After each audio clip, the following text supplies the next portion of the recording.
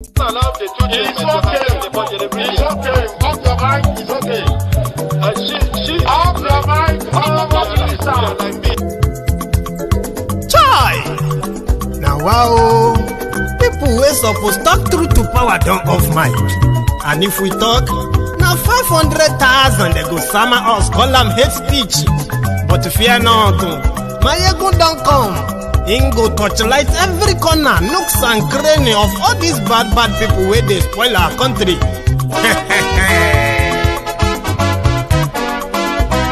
So my people make we laugh, yo. My ego don't come, yo. My people make we shout, yo. My ego don't come, yo. My ego don't come, man of the masses, yo. My ego don't come, yo. Politico, this one not the off in mind. Can in the touchlight every corner. Okay, some people be they holla say they want the power. Them be promise us say we go get light and power. Them hustle so they can't get the power. But now they know they do anything with the power. Every day, dollar just they get the higher power over naira. See them talk say make we off mind. But thank God say my ego don't come. So my people make you laugh down, yo.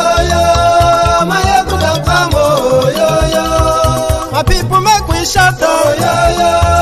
My ego don't come, yo. My ego don't come, man of the masses, yo. My ego don't come, yo.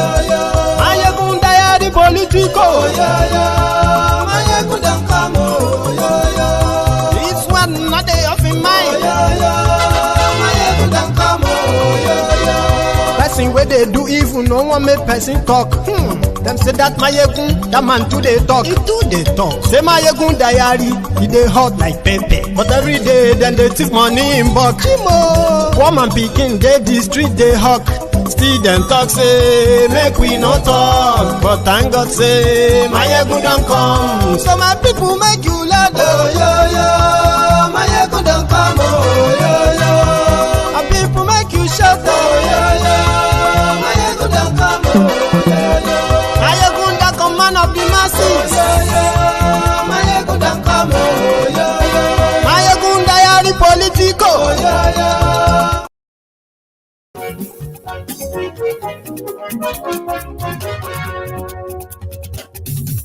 Hello there.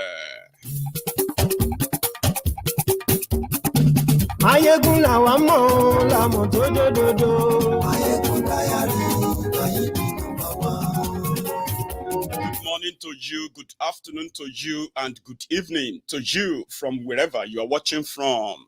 It is Mayegun live.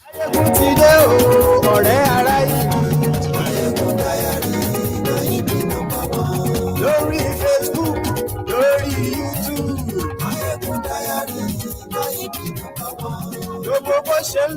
Thank you so much for joining me. Share this broadcast. Invite your friends. Invite your not so friendly friends and tell them Mayegun today.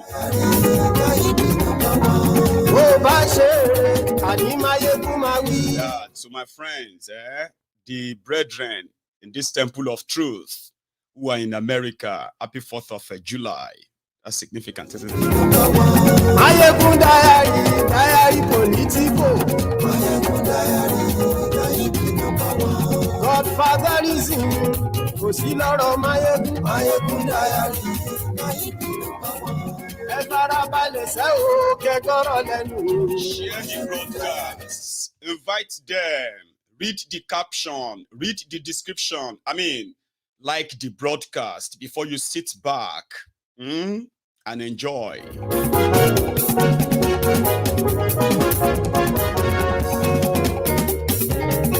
Ani esunraki. Mayegun ti dé. Mayegun ti dé. Ọ̀jẹ̀lú esunraki. Mayegun ti dé. Ani esunraki. Mayegun ti dé. Lórí Facebook. Mayegun ti dé.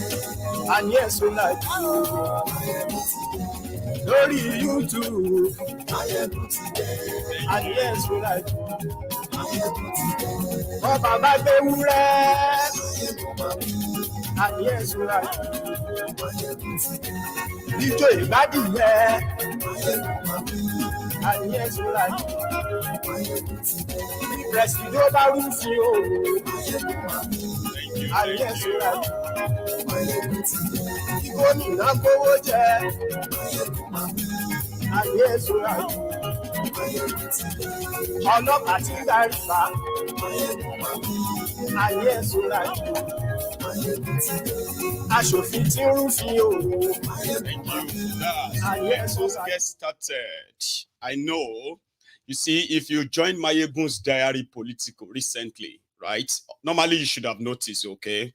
Mayegun's videos are shot or streamed live. Anything after that are just the, sort of the cutouts for easy view for those who don't kind of like watching that long stretch. Now, from the start, because it is like starting a service, okay? You would let people know that, oh, it started, oh, now everybody should come in and join. So we spend that first 5, 6, 7 minutes, okay, to do all the normal things we do before we finally kind of get started. Things like, read what this conversation is all about this time. See which of them interests you that you want to kind of be part of and contribute to as well. Share the broadcast. That's to tell others that, well, it is happening here. So we do all of that from the beginning. So if you are watching a replay, any of Mayegun's Diary video replay, you are advised, if you don't like this segment, okay, you can just, fast forward it. But if you're watching it live, people enjoy that. They love it because it gives everybody a chance, a lot of people chance to join us before we go deeper. When you read this caption, it reads, right? Inec can't prove how Tinubu won. Also, the Inec witness, who happened to be a pastor, okay? Before the pastor, Inec witness that they called yesterday to their stand in defense of Atiku's petition said, with what he has seen, that out of all of the results announced by INEC for presidential election in Nigeria, with all of the evidence, everything there, INEC witness said only 31% of the results make any mathematical sense. Do you know what that means? It simply means that, let's say INEC declared the winner of the election in, for example, Lagos. APC scored, Labour Party scored, PDP scored, right? And then this is the invalid votes, this is blah, blah, blah. So when they added everything together, mathematically, it doesn't make any sense. Do you get what I mean? And now imagine that happening in more than 60% of the entire result they announced, here and there and there. So one of their witness agreed to that. But today, when they finally called the witness to the stand, INEC witness, to defend Peter Obi's petition, all of these things you have been reading about, Obi submitted this, Obi evidence, this and that. So they called the witness. This witness happened to be a pastor of RCCG, Redeemed Christian Church of God in Nigeria, Bayode Lawrence, who happened to be one of those that came out on TV to deceive the world of the preparedness of INEC for that sham election, okay? So when he was called to the stand, right, he happened to be the ICT director for INEC or something like that. He shall work in ICT. So before anything, you would have to swear to an oath, Abi. I say, okay, whether if you are a Christian or a Muslim, and if you don't have any religion, you can just say affirmation, like I just believe that everything I'm going to say here is true. I don't need the Bible or Quran. But you won't expect that of a pastor, man of God. So when they call this man of God Bayode to the stand, are you a Christian or a Muslim? Well, he said he's a Christian. Then denied that he's a pastor.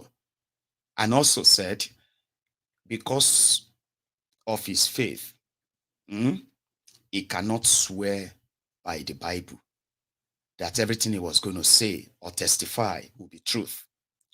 So people were like, oh, the pastor doesn't want to swear with the Bible.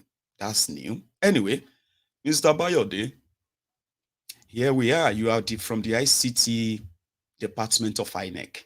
Tell us what happened to that iREV, the same one that your department collected billions of. That's not how they asked him. This is me using my own question asking about. I'll tell you what he said. So tell us what happened. The glitch. You said something about the glitch and all that. Glitch is when they say, oh, something happened that an app couldn't, work optimally. Okay. And they say, okay, because of that. Right.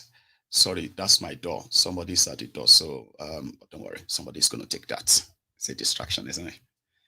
Anyway, so glitch is like, oh, if you go to this place, when you do this, and that, then you get this. Then you get there. It's not doing same. It's not working. Right? Then you can easily, probably your ICT team can easily just go there. All right? If it's going to to do some recording or adding an extra code, whatever it is, to fix it. But there's something. If you have a glitch in your system, in this particular technology that they deployed for your charade election was purchased from Amazon. Now, Peter Obi and his team, they've already brought an Amazon witness to come and testify that, in fact, there was no glitch to stop them from transmitting the election result that day. It was deliberately turned off while the rest of all the other portals in that same iREV were working. So what do you call the Amazon has already proved that there's already an evidence of that in that same court. So this ICT guy came, having been caught in that web. He said, well, part of the question was, did you run any check on that portal before the election? And he said they did. Right? Did you check the vulnerability of that technology, of that particular system for that election, that it was like foolproof? Where they said they did. Now, they did a test on the 3rd and on the 6th of February, about 19 days before the charade election. Now, when they did that, that's like to test if the old system is still going to do the job without any hacking, manipulation, and the rest. When the result came back, it was on the 22nd of February, 2023.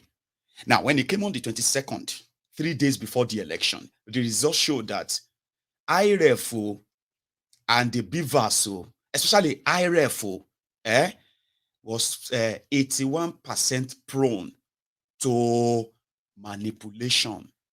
Remember, they developed the iREV and they said, okay, that the BVAS is the one that will accredit you, scan you if you can vote. Then once you voted, okay, and they've counted the results, the election, and they have announced the winner in that polling unit, you will use that iREV, take the picture of the results, and upload it to the system. That was what they told you, or told the world. But 3 days before the election, Inec reports on that same system showed that even ordinary phone, your laptop, your desktop, your iPad, you can use them to upload anything into that iREV 3 days before the election. Which means Inec knew the vulnerability of whatever they are selling, the bobo they are selling to you. They just needed some more kind of lies to cover up. So your iREV, your BVAS, they've already been compromised before the election by 81%.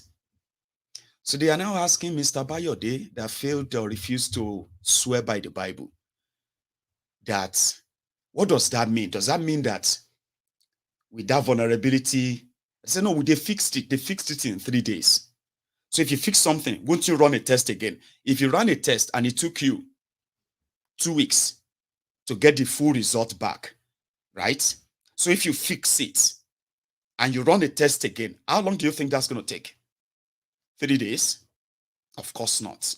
Anyway, Mr. Bayode, there are results uploaded whereby in some places, the results were blank, including the ones printed by Inec, original copy certified by Inec results that they gave to us. 18,088 polling units of this from this result, 18,000 units are all blank. You can't read them at all. They gave him an example to read some of the results, and he said he couldn't read them. So, Mr. Bayode, what happened? You are from the ICT. So tell us, guess what this RCCG pastor said? He said, then there must be a glitch. And that glitch is that when they uploaded the results, okay, so the glitch changed the results paper and blurred it. That's what happened. So therefore, it won't really affect the election results, the final results. So this is where we're going, okay? From what we have heard, they said, apart from the result printed by Inec, including the blurry one, mutilated ones, and those that have, like, you know what I mean, that they presented, signed, and they have been presented to the court, Inec has another result they printed. And they are now trying to tell them that the result that these people are holding as evidence, that is not the real result. They have the real results, and they will present the results. Do you get that? Do you get that manipulation? You know, technology changed the results during the time people were uploading them, but there is no record of that glitch. Amazon that sold them the technology came and said there was no glitch. I'll check you. I'll show you something. Before you deceive me, I must make sure that I am not deceiving myself, okay? So they consulted this organization to help them investigate what really happened to the Inec iREV. And what happened? That the election results for presidential election results alone was the one, you know, that they couldn't, excuse me, that they couldn't upload. So what happened? And they came back and they said, no, this is not a glitch. It was a manually switched off process that day. And because the system is already vulnerable, so people could sit in their room and be uploading nonsense as your election result, even when you are still queuing or being denied the right to vote. Do you get that now? So it was like that. So it was easy for them to now say, oh, they were trying to upload fake results. Okay. And because of that, they decided to resort to the old ways of doing things, manual collation, manual announcements, which is not going to be Beavers or iREV anymore. And they have a court judgment on Adeleke versus, what's that guy's name? Tinubu's cousin. I forgot his name, I'm sorry. In Osun, remember the Beavers, the accredited number, more than the voted number, this and that the tribunal said that Adeleke cannot be going low to Buga. Remember that? They are counting on that, and the Supreme Court came back to say, no. Let's just resort to the manual way of how they did it if there's controversy here. And Adeleke was returned. Tinubu is holding on to that. And Mr. Bayo, what happened? Kilo change. I mean, like I said, here was when the Bobo issue, the one that they are telling to stay away now. After they release their own report, EU should stay away from Nigeria. What is their business with our business? They gave you 17 billion. You collected 17 billion naira, 17.4 billion. You're asking the person who gave you the money that what is his business? In fact, you are already asking for another one. Please work with us so that, next election, EU should come and finance our election and do, blah, blah, blah nonsense. So the EU that bought the Bobo even did that VAT. Can you believe that? I mean, National Electoral Commission don't comot terrible technology with them call the Bimodal Voter Accreditation System (BVAS). We go make sure say mago no day for inside general elections where they come so. This BVAS technology go make sure say all the people will qualify and don't register to vote go fit vote sake of fingerprint or facial feature verification what them don't do. This technology go also comot delay, impersonation and overvoting or multiple voting for the election day. As the election day happen, officials from Inec go use BVAS take verify say the person wey wan vote don register and them dey eligible to vote for the polling unit wey them dey. Them go also make sure say the person na the original owner of the PVC where him dey use vote. After election don finish, the BVAS na im dem go use sharp send the results from the polling unit to Inec result viewing portal iREV. Make everybody see. My country people, as e dey so, make sure say you collect your PVC so you sef fit join for this free, fair, credible and inclusive election for we Naija. The European Union support to democratic governance for Naija na im bring on this message.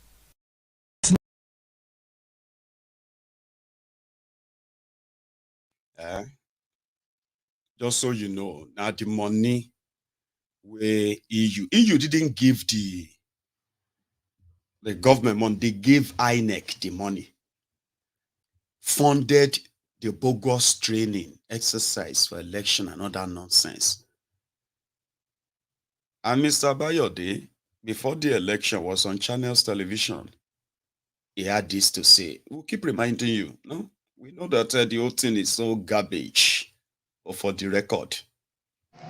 To the connection, all right, so now concerning these beavers, we've already seen some demonstration going on there in terms of the queue, what people would expect, and the results, the iREV.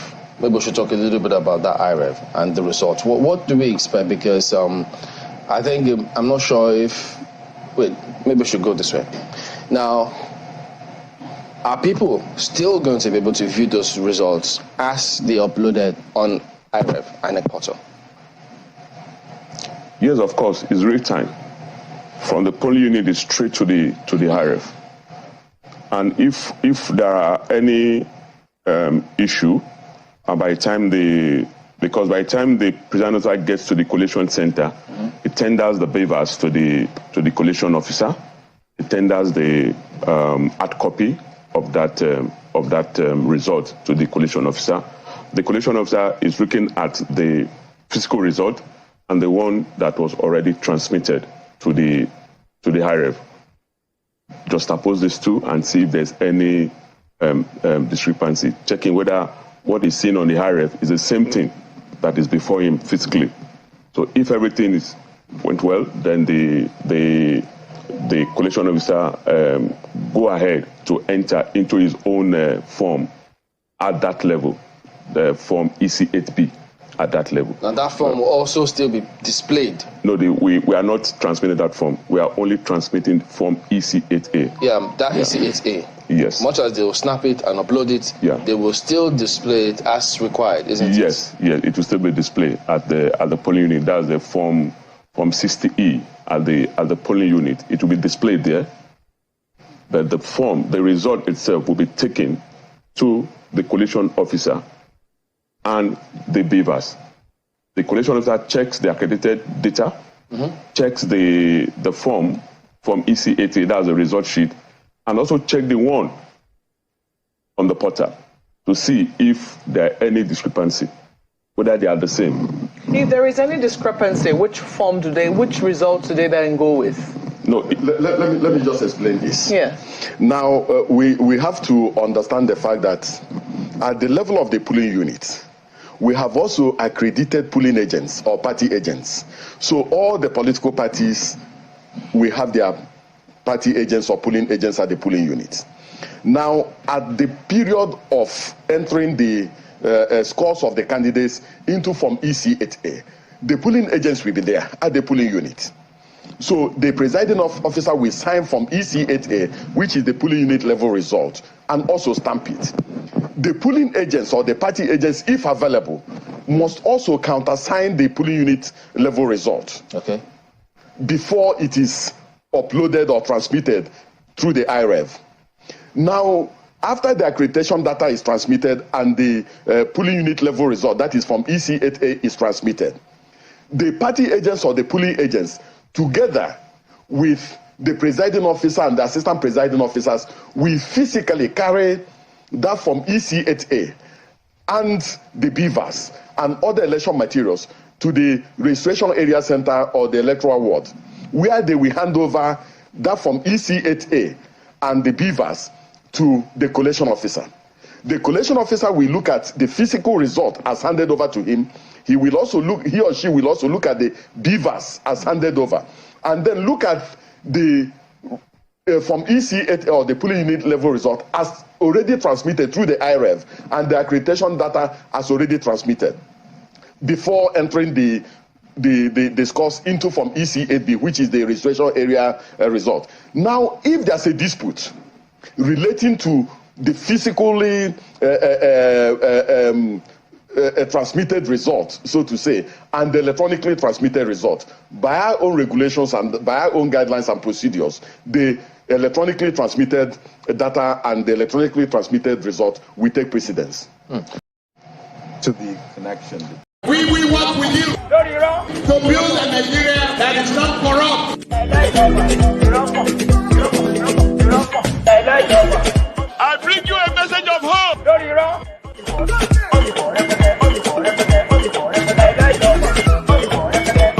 We are going to spend a lot of resources on education. We will work with you.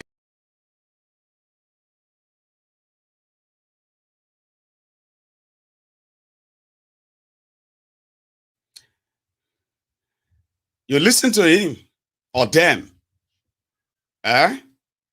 This was like a day before the election. Okay? And you see that Mr. Bayode, the one that couldn't probably answer well until Okoye took over, has been with Inec since 1999 or so, 1999, about 24 years. That RCCG redeemed pastor. Now, I'm going to show you something on your screen. So on the left is his profile. On the right is his position after Mumudu announced Kolu as your president. I'll show you. The guy has been with Inec since, how long is that again now? 1999, right? And then he became deputy director in Inec. Then he also, now I'll take this one off. Then he also became assistant chief engineer, Inec.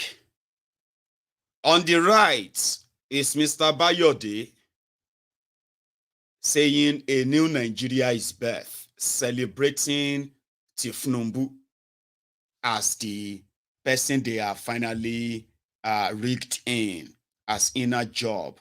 So why did he refuse to swear by the Bible? I don't read somewhere they say RCCG people, no, they swear by the Bible. Here is what Atiku's lawyers kind of had to say, I think. We are not even surprised because if you looked very well and if you lawyers after today, watch that one. We are not even surprised because if you looked very well and if you understand exactly what is happening, the whole structure of this election and the problems with the election is based on technology. And today INEC has called their IC director who came to justify what INEC did by way of what they said, the glitches that occurred how they try to fix the glitches, how they deployed patches to fix the glitches. So apart from this issue of technological glitches, there would have been no problem with the election. The election would have been transparent, would have been credible, would have been as Nigerians expected. Because I'm sure every Nigerian who voted knew what the result of the election ought to have been. So when the people now found different results on the iREV, particularly blurred copies, blurred images, blurred pictures on the iREV, and don't forget that Inec had assured Nigerians that election results will be uploaded from the polling unit in real time from the beavers to the iREV. So we were wondering what happened then. So, and when the Inec IC director testified and provided evidence on that, there was nothing more for Inec to say again. The form EC8A was meant to be what is on the iREV.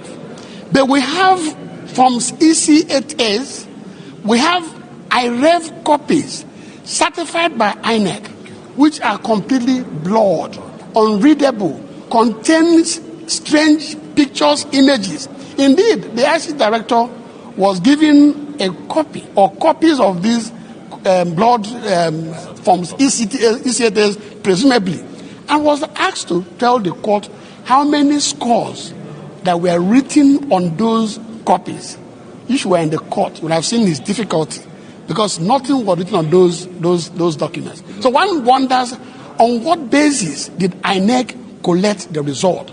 On what basis did you announce a result when you have results of the election given by you that are not clear, they're not readable, that are indeed blurred images? We are not even surprised because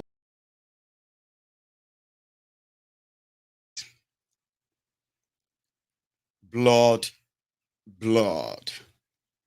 It was intentional. But today, INEC was asking the court that they wanted to submit some more documents as evidence, which some believe is the INEC copy of results. Okay? If you have blood, unreadable results, people's pictures, images as election results, that's unreadable. You can't read them. Okay? So they asked the guy said it's not going to affect the announced results. It won't. What do you mean? We can't read this. But remember, they said all the party agents, all the party, they have their agents who also collated results. I know you must have heard everywhere that Peter Obi or Atiku have not been able to really prove anything. Of course, if you believe them, okay, I probably should tell you about this ocean that I would love to sell to you if you don't mind. But here is the truth. They said that Peter Obi, who is third, is not even asking the court, right? It's not proving to the court that he won the election. Okay? And they said that Atiku is only asking the court to disqualify Kolu and then order a rerun election. None of this is true. But I'll tell you what is true. Part of it is actually Peter Obi that is asking the court to declare him winner. Atiku is not. You know why? Because of the FCT, the 25% in Abuja. It's been a big issue that, in fact, this your court and the rest will put that to rest finally, or they will force to change the law of 25% in FCT. Only Peter Obi has that. Only Peter Obi scored over 25% in more than 2/3 states in Nigeria. Only him. You don't need to believe me. Don't worry. They've already declared a bogus, unreadable result that is disputed right now, okay? You don't need to believe me. He is challenging, not just where they declared that he didn't win. He is challenging even where they said he won. He is pulling all the figures together. And, of course, we haven't read it anywhere where it is stated that this is how much score, this is how much vote I got, this is how much Tinubu had, this is how much Atiku. No, it's not been specifically stated in this their court trial. But you see all those boxes that they are taking to the courts, all those numbers they are juggling about, all the states they are contesting, and all those places they are running and all of that. There are numbers that are actually popping out of them. And Inec, who said in the argument, they said the what do you call it? The iREV that got compromised made them use manual, resort back to manual, and all political parties also use their own agents, like who must have the results. For you to know that there is actually a problem, that prayers of Atiku is that if they think the 25% Abuja is so important, all right, one, Atiku is demanding for a recount in so many states, okay, presenting his own evidence to say they rigged me here, they rigged me there, this is not my number and all that. Peter Obi is doing the same and is very, very kind of, straightforward with his own. So his own demands are like 5, okay? The first one, from what I know, the first one is that I won this election. I meet all the constitutional requirements, the numbers, everything. I won. Even though he didn't say by how much or what number. He didn't tell us that. But you should expect that in those boxes, shouldn't you? Right. And because I won, INEC has declared somebody who didn't win the winner. So court, this is the evidence. These are the evidence. I won. Declare me the winner as the president of Nigeria. He's asking outrightly from them. Then the second one is that, listen, the guy they declared winner by law should ordinarily be disqualified and be languishing in somewhere in jail for all this. So by law, he's not qualified. And if you think somehow you think my number is not enough to declare me the winner at the end of the day, you see, this guy by law shouldn't even be running. This is why disqualify him. They're asking for that. And after that, then let's have a rerun. The rerun of the entire election. Right? Something that should have happened. Okay? Instead of a rerun, you have a runoff before Mahmoud puts Nigeria in this old mess as we speak. Right? So, he's asking, I mean, these are the major 3 that I can, sort of remember, right? Atiku is asking that 25% in Abuja is not that important because by his own estimate, he wants Kolu disqualified. All right? Now, if Kolu is disqualified, he is second. By the number of votes already declared by INEC, he should be declared winner or they should go for a run of 2. So you see all of this and all of the evidence of that are not, presented. INEC only presented just one witness, just to show that probably they don't have anything to defend. They have nothing to prove. Yeah, they don't. That's how I see it. Because they were supposed to kind of use about 4 or 5 days, okay, to at least water down and sort of douse whatever evidence that Obi must have presented. But that means they only had just 2 hours. Peter Obi and his team, they have been in that court for over 2 weeks before they had that break. INEC came there for just 2 hours. And they brought this Pastor Bayode, who said the glitch should not or will not affect the results. So which means things are going back to that manual. Things are going to get to that stage whereby maybe they will have to ask INEC to manually recount all year and, I don't know. But it took them just 2 hours to say, we don't have anything to say then. Yeah, that's it. So from tomorrow, expectedly, we expect them to close whatever they have with Atiku as well. And, or maybe tomorrow, it will be the turn of Olanipekun, Tinubu's lawyer. And let me tell you this.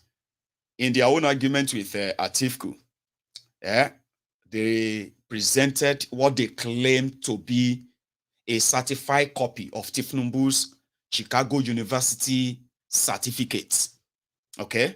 And they said somebody inside the Chicago State University actually like signed it.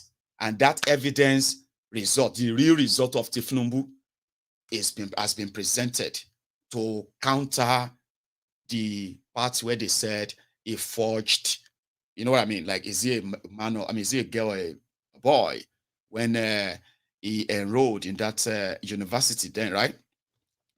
They also said there is a letter from the embassy, American embassy, that said Tifnumbu was not being investigated.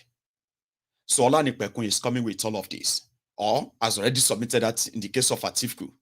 I mean, sorry, in the case with Atiku. And finally, the argument about the drug forfeiture. That Kolu forfeited 460,000 US dollars for heroin trafficking in the 90s. Yeah? His lawyers are coming to say, by law, by Nigerian law, okay, no, hang on. Number one, there was no court trial where Tifnumbu was on trial for heroin trafficking. They also said that the forfeited money, okay, wasn't for heroin. It was because he didn't pay tax. So they wanted to present that as well. All right.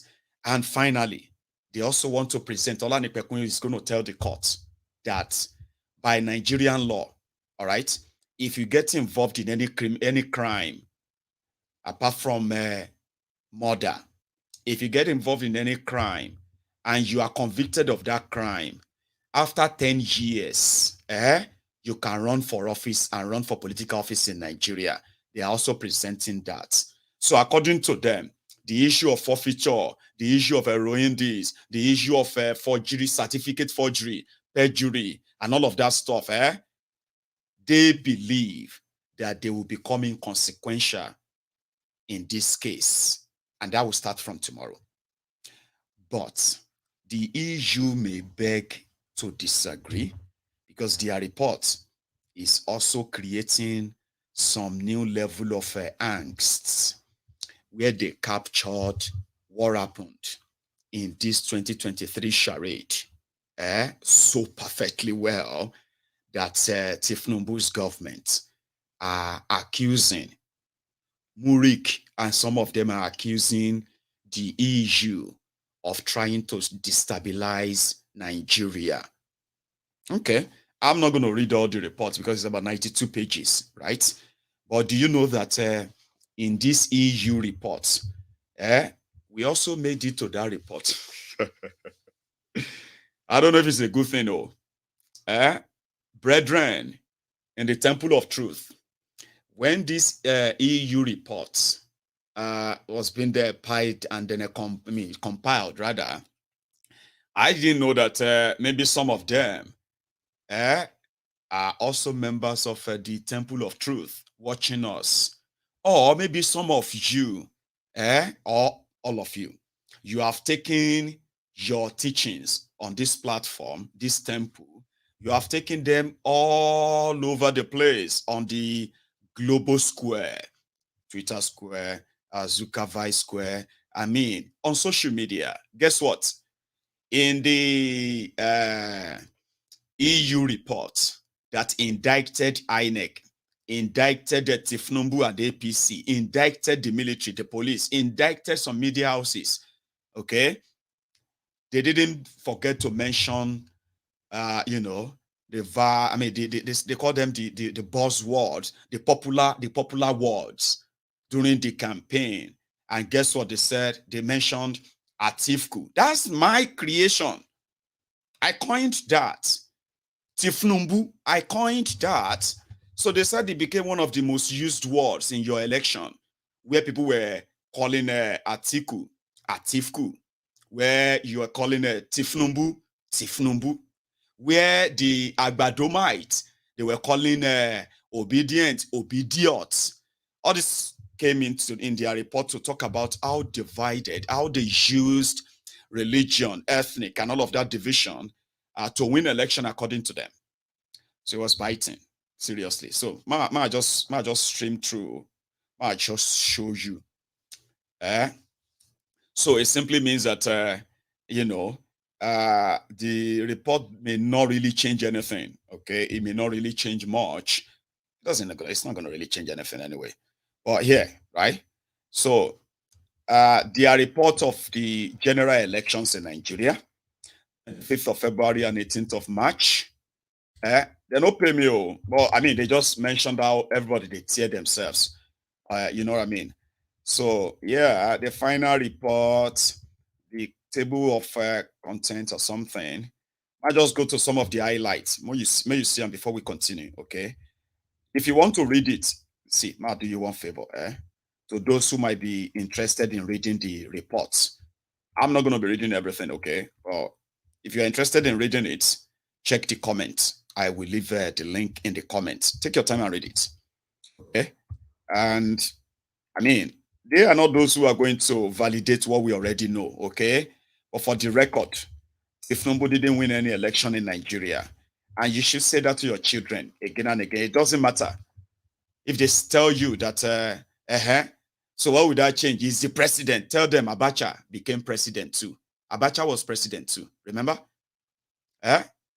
Nobody elected him. Nobody voted for him. You remember? If he didn't die, today they would tell you he's a former president of Nigeria. Abi? And there are many like that. Nobody elected them. Same thing with Tinubu. And for those who put him there, I hope they will be able to sustain him in the long run anyway. So I'm going to go to some, you see, if you want to see where they mentioned the buzzword, go to the bottom of it. The bottom of the report. Like when you go to somewhere like, see, hang on. Page 80 something, I believe. Anyway, this is where they were highlighting, about the, the online presence of these candidates, how everything just like searched and all that, right? And then how the media covered these candidates, okay, in their campaigns and all that. Then they got to where, okay, hang on. I'm going to get you to that, where they started talking about the buzzwords. Yeah, this, okay. They were like, conversation. I'm sorry, hang on. Let me see where it started from. Derogatory language. They call our language derogatory. They said the below listed derogatory terms, some of which are based on ethnic sentiments, have been frequently used by various actors in online conversations. The EU EOM conducted analysis of their use on Twitter. On Twitter, analyzing 100 randomly selected messages, tweets containing the keyword for each of the 7 groups of words. The mentions tab highlight the mention tab highlights the number of times specific words were captured in Twitter. Twitter was fire anyway for that the election. So pigs or PD pigs or People's Pigs Party. All right. So used to refer to supporters of the PDP party by APC supporters. Aboki is an Hausa language used to refer to northerners in a condescending manner by other ethnic tribes. The word originally means friend. Right? And then Boko Haram, English. So a condescending reference to the people of the north, who are mostly Hausa, although the term is based on the name of a terrorist organization that also operates in parts of northern Nigeria. In this context, the term is used separately from that terrorist group. Atiku, English, a term used to refer to PDP presidential candidate Atiku Abubakar, with major reference to the Atiku Gates scandal by APC supporters. They gave it to the APC supporters. That's not right. Anyway, APC supporters called him Atiku, right? Because APC supporters are also Mayegun's political scrapping. So Obidiot, English, a reference to Labour Party, Obi supporters by supporters from the opposition, used frequently by APC loyalists and supporters. Okay? Obingo, English. Bingo means Nigerian local dog breed. This used to refer to Labour Party, OB supporters by the PDP party members, supporters. Tifnumbu, English, a term used by supporters of the opposition parties to refer to Bola Ahmed Tinubu with reference to him being a drug lord. Anyway, you can read all of that. Then they also mentioned those who were sharing fake news. And guess those who popped up? So they said they used Tifnumbu 17,924 times, PDPix 565, Obingo 2,800, Obidiot 14,000. In these mentions, during the time of this election, then their numbers also grew up, like their followers. Atiku's follower grew by, by about 183,000 followers. Peter Obi's supporters grew by 754,000 followers. Tifnumbu's supporters grew by 260,000 followers. And then Kwakwansop followers on Twitter grew by over 98,000, right? Then they went on to, misusing, or let's say using hashtag, blah, blah, blah, then fake news. That was when they mentioned For Food Kayode. Now, you see, For Food Kayode, who has become, I don't know what actually happened, but I mean, it was really, really horrible that For Food Kayode's name popped up among the people that are going to receive visa ban. Yeah, they mentioned him. He was inciting people. I mean, cocaine is a hell of drug. What did they call him? Cocaine is hell of a drug. Anyway, For Food Kayode, a former minister of aviation and an APC party member, made a claim on February 11, 2023, that the PDP presidential candidate Atiku Abubakar had a secret meeting with serving military generals in Abuja. He accused Atiku of wanting to incite chaos, provoke a coup d'etat, and establish a new and unconstitutional order. Kayode posted his claim across multiple social media platforms, and it garnered 281,000 total impression. The next day, he posted that the army denied reports about a meeting between its officers and Atiku. On the 12th of February, Festus Otobokeyamo, or fraudster Otobokeyamo, from APC, promoted information published by a suspicious website accusing Peter Obi of bribery. The story quickly became viral and was in few hours debunked. On March 3rd, 2023, a Twitter user, Vic Dubem, posted screenshot of a non-existent joint press statement from the EU and NDI/IRI election observation mission, dated 2nd March 2023, calling for the disqualification of Tinubu for gross electoral misconduct and demanding Inec chairman to step down and the election result to be reviewed or the election rerun. This was seen about 20,000 times, and despite being reported to Twitter, it remained active and became viral again after the 18th of March election day, further collecting views, reaching altogether almost 50,000 views. On Sunday, 19th of March, 2023, a plethora of social media pages congratulated Senator Aisha Binani, the APC female gubernatorial candidate, as she was said to have emerged as the first elected female governor before the official announcement of the winner by the electoral body, Inec. The elections were, however, inconclusive.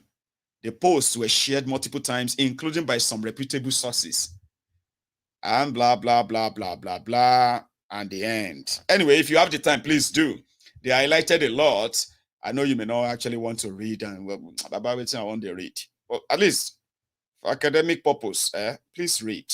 Please try. They are there for all of you, right? Let's continue. Meanwhile, I think I can take a quick break. We're almost an hour here. Now, if you are still there with me, please take a moment and like this broadcast. Okay, we are continuing in a moment. as Wahala is about to, well, maybe not anyway. But again, I will be back. Okay, don't go anywhere. Just a minute.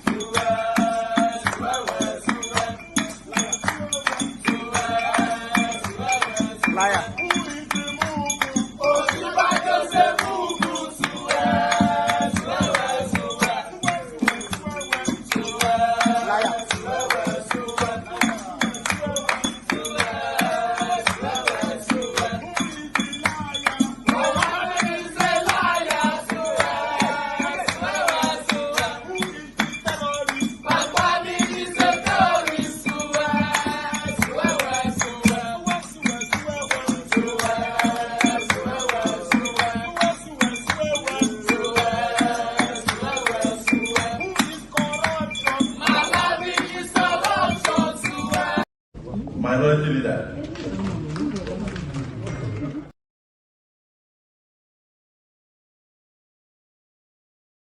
For still being there.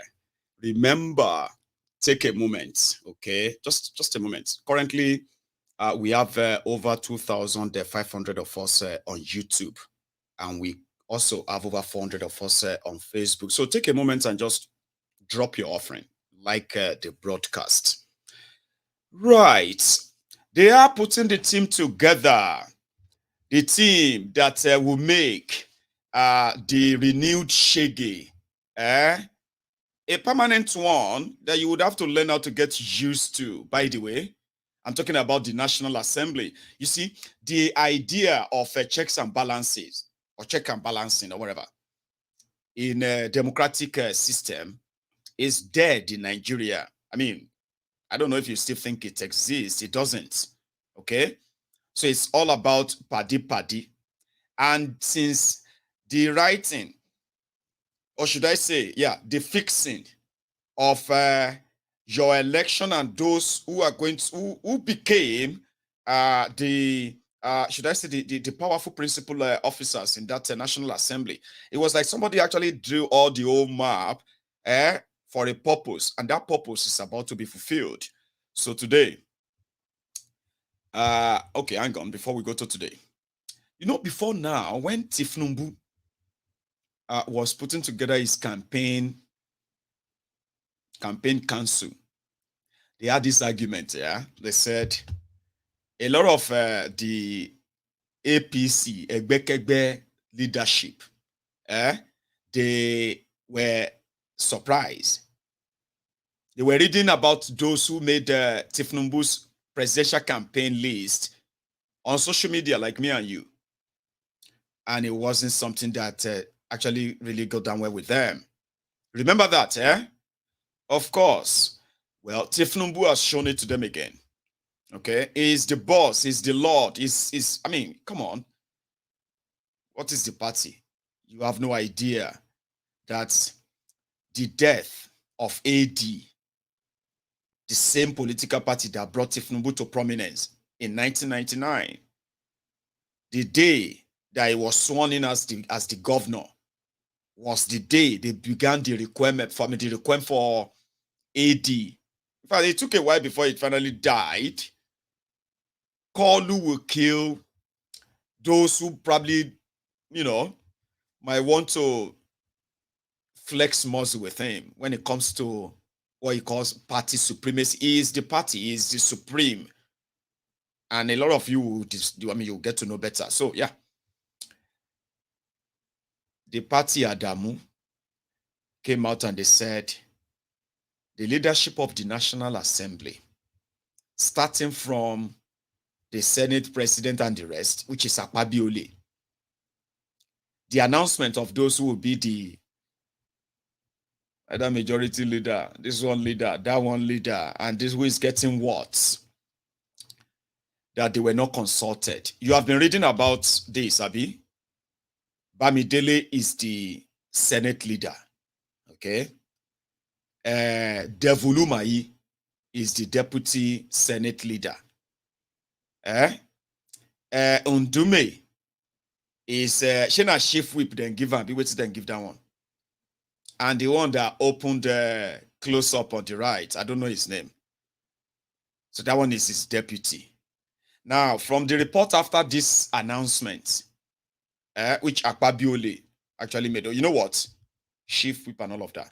Ma, show you. It's just a few seconds when Akpabiole made that announcement. Minority leader. The Distinguished Senator Oyewumi Olalere, Deputy Minority Leader. The Distinguished Senator Darlington Wogocha, Minority Whip. The Distinguished Senator Rufai Hanga, Deputy Minority Whip.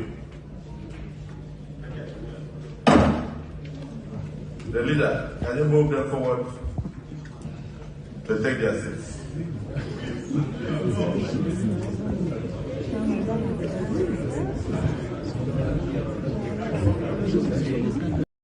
Minority leader. So they met, Adamu and Kwa, they said, no. The party, APC, Egbekegbe, did not approve that list. Which list? I realize some of you never even realized what's on the enter. It's a matter of time. Just, give it time. You get used to it. They said that Tinubu's list.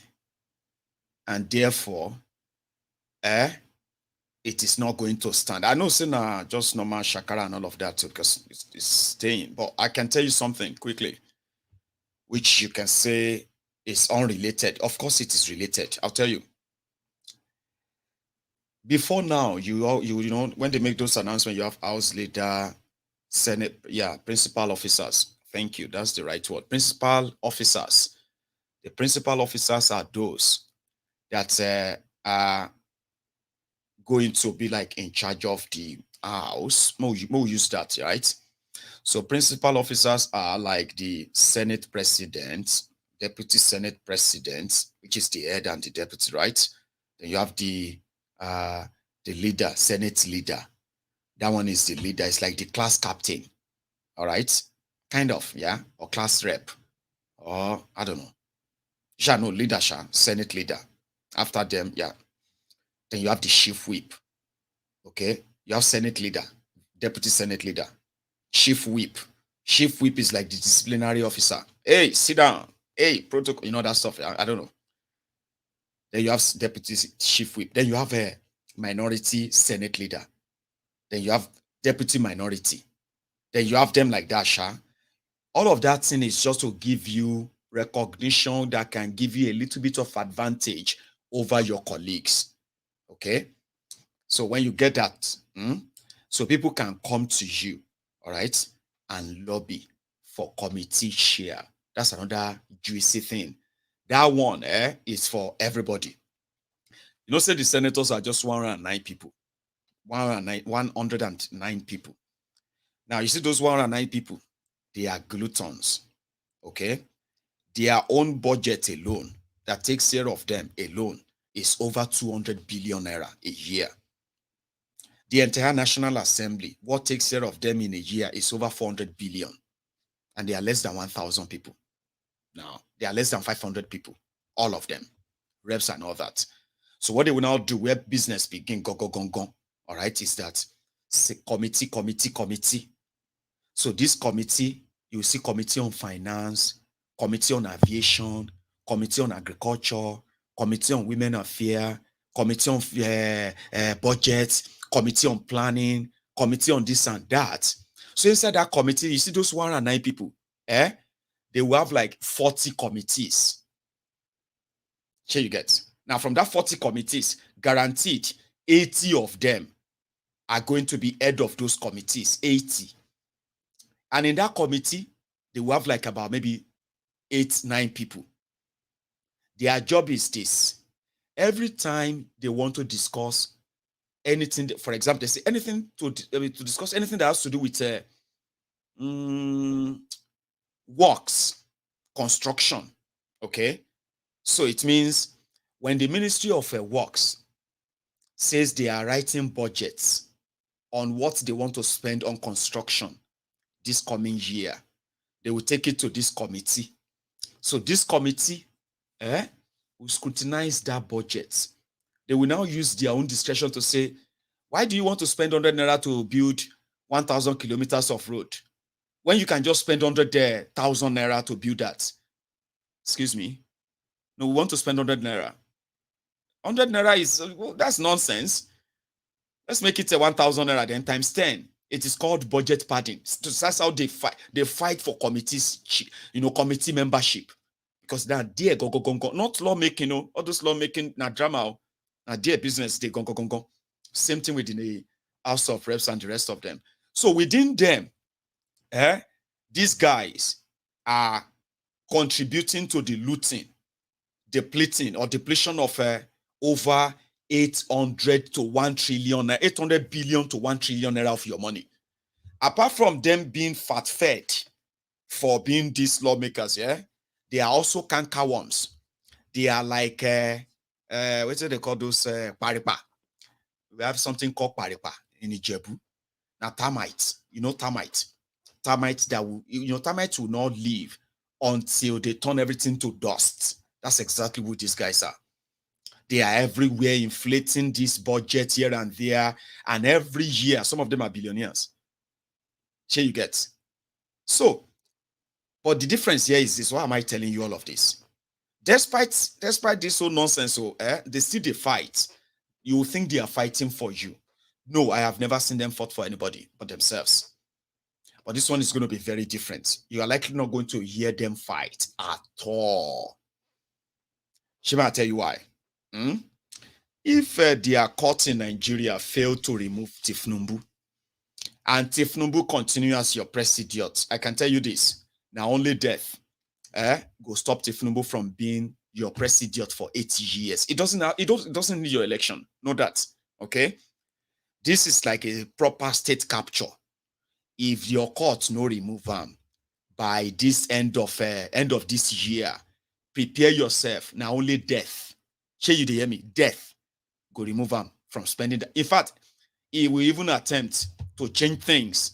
By the time he is done with you, by the time they are done with Nigeria, a lot of you may not actually take that 8 years. I'm just saying, literally, okay?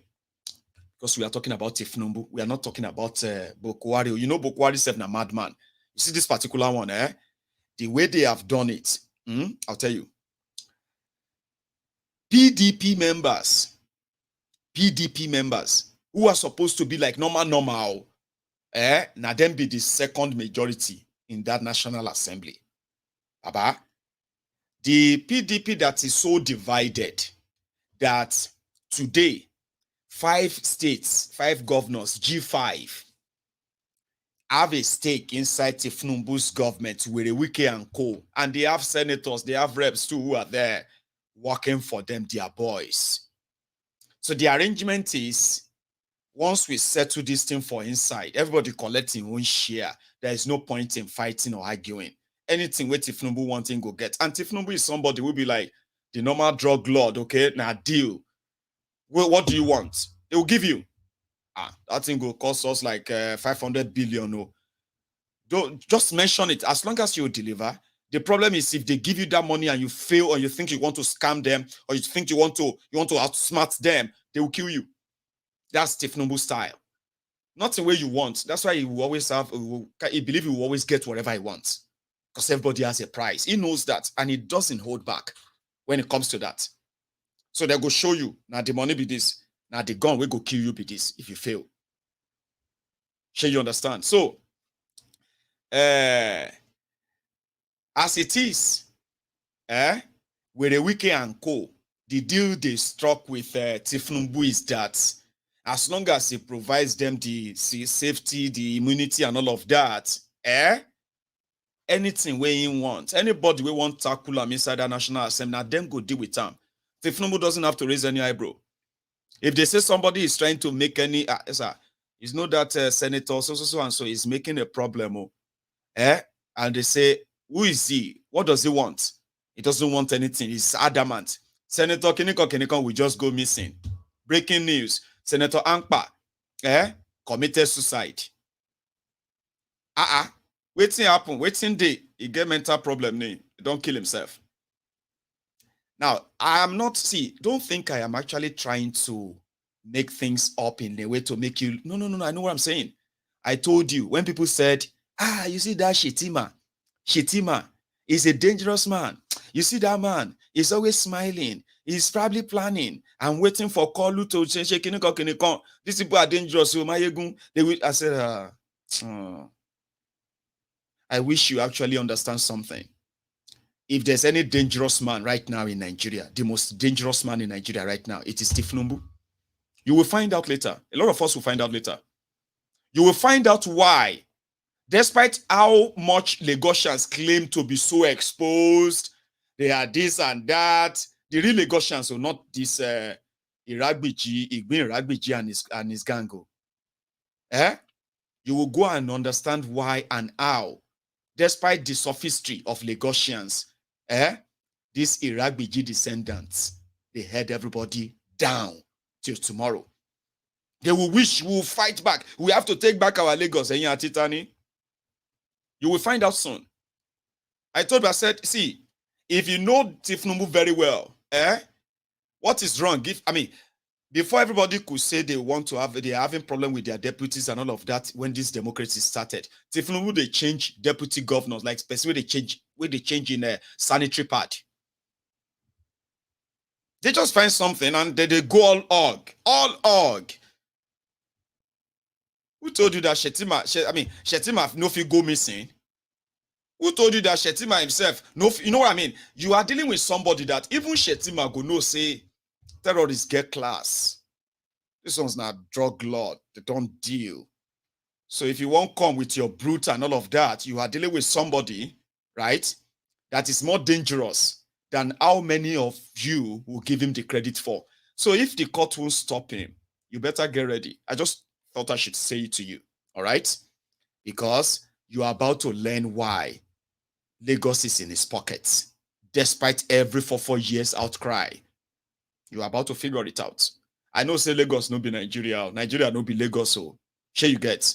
But when you have somebody who has done his, he has done his plan, he's made his plan so well that he doesn't deal with people and say, go and help me. When he wanted to deal with the court, they called the Supreme Court, they called your Chief Justice of Nigeria to London. Abi, when he was told of this technology of Inec for election, they said, we need to get this and that and get them on our side. We need to get some people who are good with and he told them, he said, why do I need to get all those people when I can get the head of the Inec, Congo? Why do I need anybody? Why do I need any expert anywhere when I can actually get the person who is the head of Inec?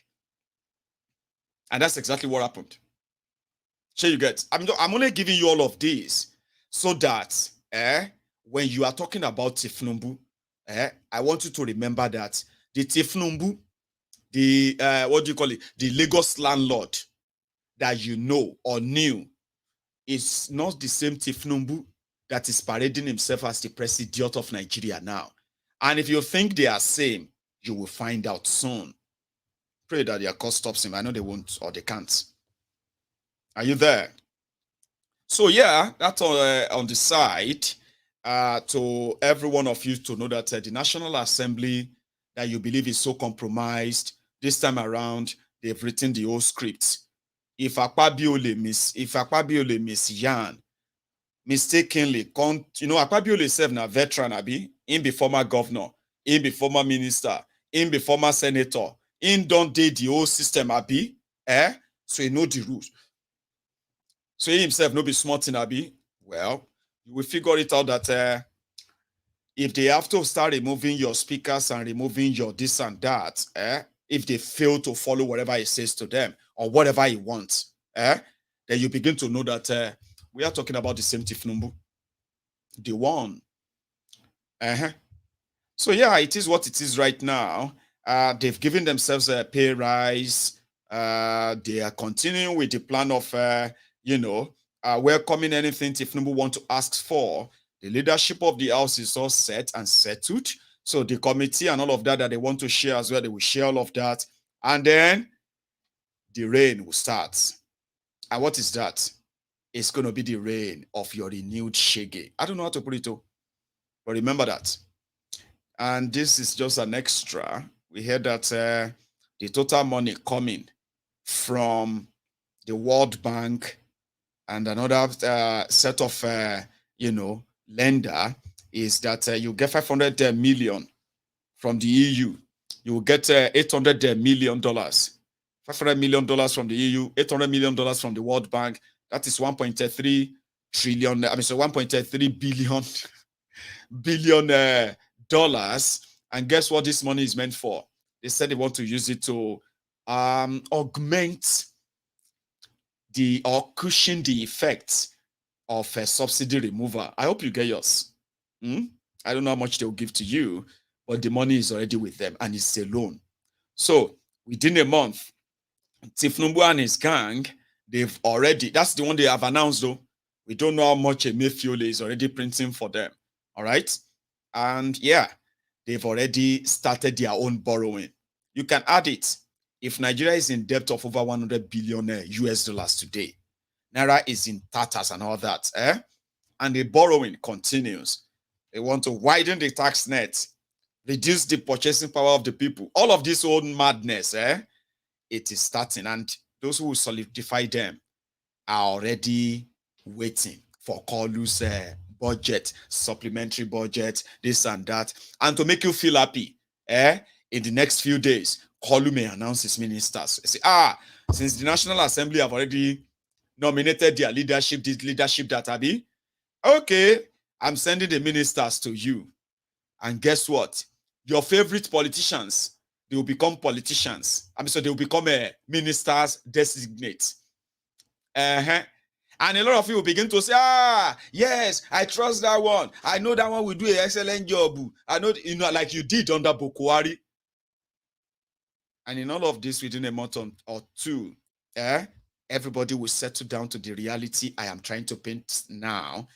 Again, I hope you get saved before it actually gets completely out of, I got this, and this was Mahmoud calling an emergency meeting with all the state recs, resident electoral commissioners across Nigeria. I don't know what he's telling them, whatever that is, right?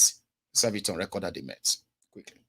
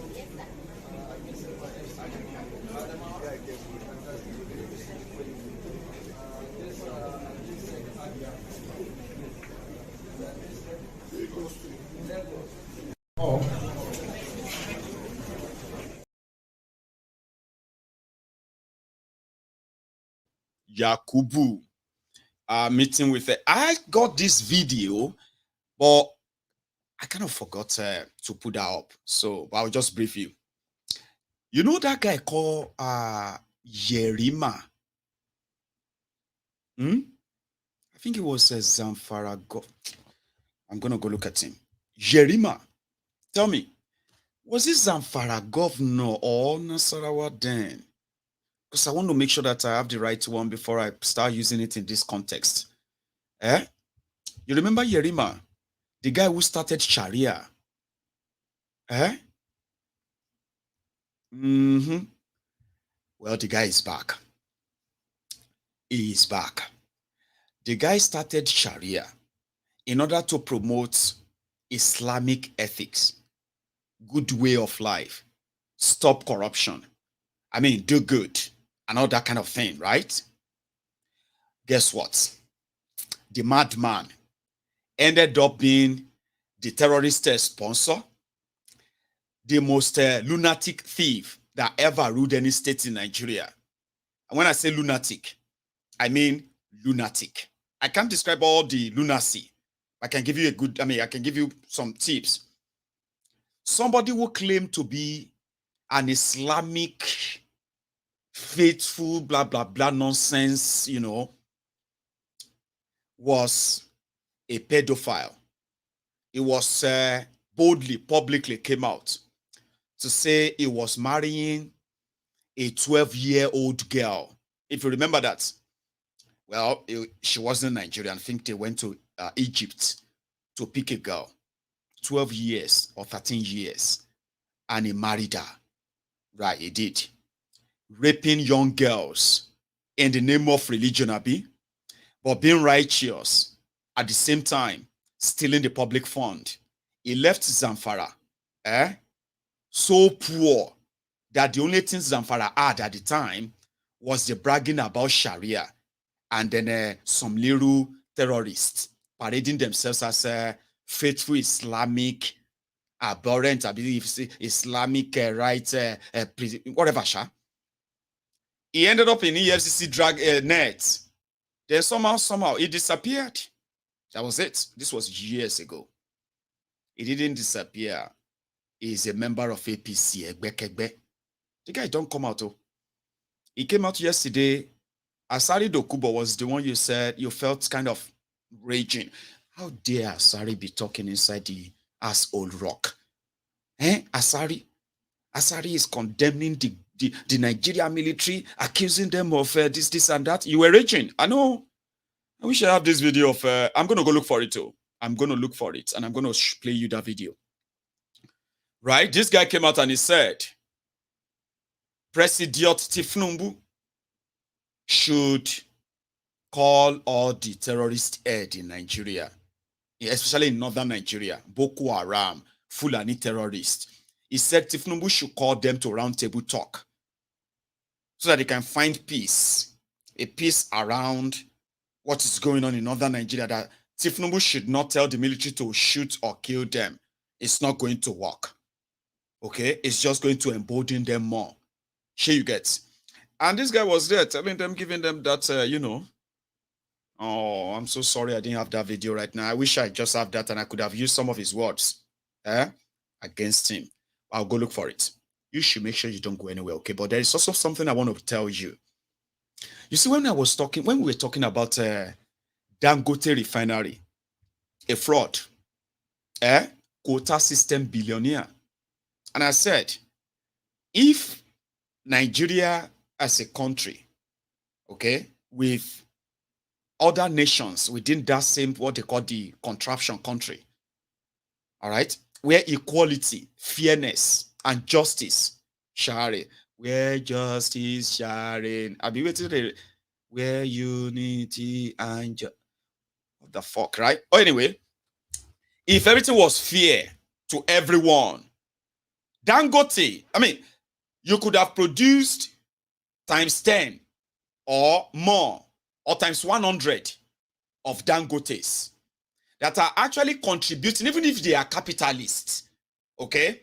Even if they are friends of government, but they have services that are indeed serving Nigerians because they are Nigerian products. Dangote doesn't serve anybody in Nigeria. In Nigeria, he doesn't serve Nigerians, including his friends that are using Nigeria money to fund him.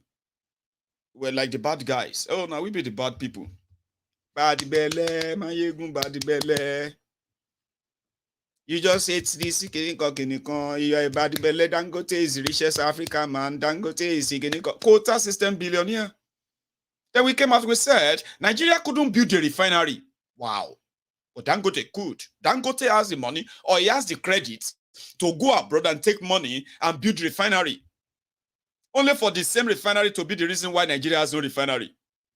Yeah, I mean, Bokwari said he was going to give you one refinery every year. If they fulfill that promise, by now, Nigeria will have 8 functional refineries, brand new refineries. They didn't do that. So they started cutting ribbon. We are waiting for Dangote refinery. Dangote refinery. We didn't know that Nigeria actually, Nigeria gave Dangote over $9 billion, facilitated another extra $4 billion. Now, all this money came in the name of Nigeria as the guarantor. Baba, Dangote never pumped, Dangote never refined one cup of crude oil, diesel or petrol or kerosene. Sure you get. The day they want to go and open Dangote refinery, because Bokwari needed something to say it just gave Nigeria something. We should be proud. It's a pride of Africa. It's a pride of Nigeria. I am so proud to be a Nigerian. All this nonsense you told yourselves. Mayegun, can't you see anything good in Nigeria? Why are you not seeing anything good? You want me to kind of help you punish lies? Lies that don't even last. Where's the refinery? Idea in Lagos is already almost completed. If you see this weary, that one will tell you it's 75% completed. If you see this another Olori Bruku, it will tell you it is 90% completed. If you see this another madman, it will tell you, say, now only 35%. Who will go believe now? Bokwari and his gang, they decided that since Bokwari couldn't repair the Nigerian refineries he met, couldn't build another one. The giant of Africa couldn't build or manage a refinery, even though it's the biggest oil producer on the continent. The shame was so much, but we are dealing with shameless people. And you can never shame the shameless people, Baba. They were all out. This is a fraud. No refinery is completed. Follow the whole story. If you follow the whole story very well, you realize that Dangote is not even near anything refining petrol in Nigeria. He never even reached. You there, Mayegun? Are you there? We alone share. We have been following the lies, ladies and gentlemen, since 2012. A lot of you may not believe or may not remember that it was Goodluck Egbere Jolantan that first cut him his first check. I don't remember how much, but I remember Goodluck Egbere Jolantan's government standing surety that these European lenders could give Dangote $3.5 billion because he was going to build a refinery. Wow. Once Dangote starts building the refinery, it's going to be completed by 2018. That was the plan. So Central Bank of Nigeria, the government of Nigeria, they stood shorty that Dangote should go and take 3.5 billion. How much is going to be your refinery? They said it was going to be about 9 billion. Later, it increased to 10 billion. Later, they said, oh, it's going to cost them 12 billion. Later, they said, no, it's going to cost them 18 billion. Today, they are saying the refinery is worth $21 billion. Ladies and gentlemen, right? Funding. When Jonathan lost, Bokwari and his gang, being the new petroleum minister, they renegotiated their deal. Do you want us to fund you? What's going to be our share? It's going to be our own for there. NNPC share. Are you with me? So they renegotiated only for us to hear that Central Bank of Nigeria and Government of Nigeria, they helped facilitate over $9 billion for Dangote refinery. And Emefiole, that we don't even know where he is right now. We don't know where they lock him up at. DSS dungeon, Abi? You think so? Anyway, Emefiole came out and he said, Dangote has paid back 70% of the money they borrowed him. Ha! You are writing off 70%, billions of dollars. Hey! So what are you going to get in return? Shares in Dangote refinery. Who are the shareholders of Dangote refineries? How much money did he raise? From where and where? Tell us. Shut up your mouth. Why are you interested in that? It's because you just don't like Nigeria. It's because you hate Nigeria. Why are you asking that question? Let us be happy. We are going to have a refinery. No, you are not. No, you are not having a refinery. Not anytime soon. No. I told you. They said, but the refinery is going to start in July. July. We are in July. Or there. I'm talking about, 2 months ago, when Bokwari went to go and commission a refinery that is actually like, let us be positive. This is going to crash the price of petrol in Nigeria. Is that what they told you? And you believe them? Then they came back with a package. They said, Dangote refinery in Ko, it will not be buying the Nigeria crude oil in dollars. Quota system billionaire. You don't go make another arrangement. Nigeria depend on Forex. It is the money Nigeria make from crude oil that they use in building Lagos, build some of your cities, run some of your states as we speak right now, as bad as it is. So now when the money pafuka under Bokwari, everybody enter poverty beyond anything. Salary, they no fit pay. Pension, they no fit pay. People will no want pay before. Money no come easily again from crude oil. So Bokwari and gang go make a deal with Dangote that Nigeria crude oil will be sold they will be sold in Naira. Under what economic arrangement is that? Because Dangote refinery will be refining 600,000 barrels a day. Wow, that's massive. 600,000. So how much you go sell the barrel? Nigeria will determine that. Quota system. Quota system. A barrel of crude oil is about $100. $100 in Nigeria is over 70,000 naira. We Dangote buy a barrel of crude oil at a barrel of crude oil at 75,000 naira to be equivalent of would he? No, he won't. It's a lie. You know that, Abi? He won't even pay. Now, Dangote go they pay 75,000 naira times 600,000 barrels that they will be giving to him every day. How much is that? How much he go hold you? They say they ask too much question, my brother. They have done everything perfectly. Oyinbo sign, this one sign, consortium, this blah blah blah. Say, then it didn't last long. They said, Dangote refinery is not a charity. Don't think say Dangote refinery is not going to make petrol cheap. Now you build the refinery for them. Now your money. But you don't know. Or you don't care. Subsidy is removed because of who? And who is going to get the subsidy paid? Because you don't want to buy petrol at 800 naira per liter or 1,000 naira per liter, Abi. Same people will go open refinery. Do all the FFA, do all of the thank you God, though. Nigeria will be great. It will be great one day. Inshallah. And all the nonsense you told yourself.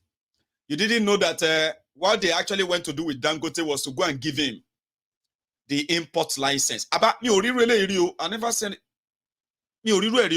anything like this before. They removed subsidy. Bokwari was planning to remove subsidy.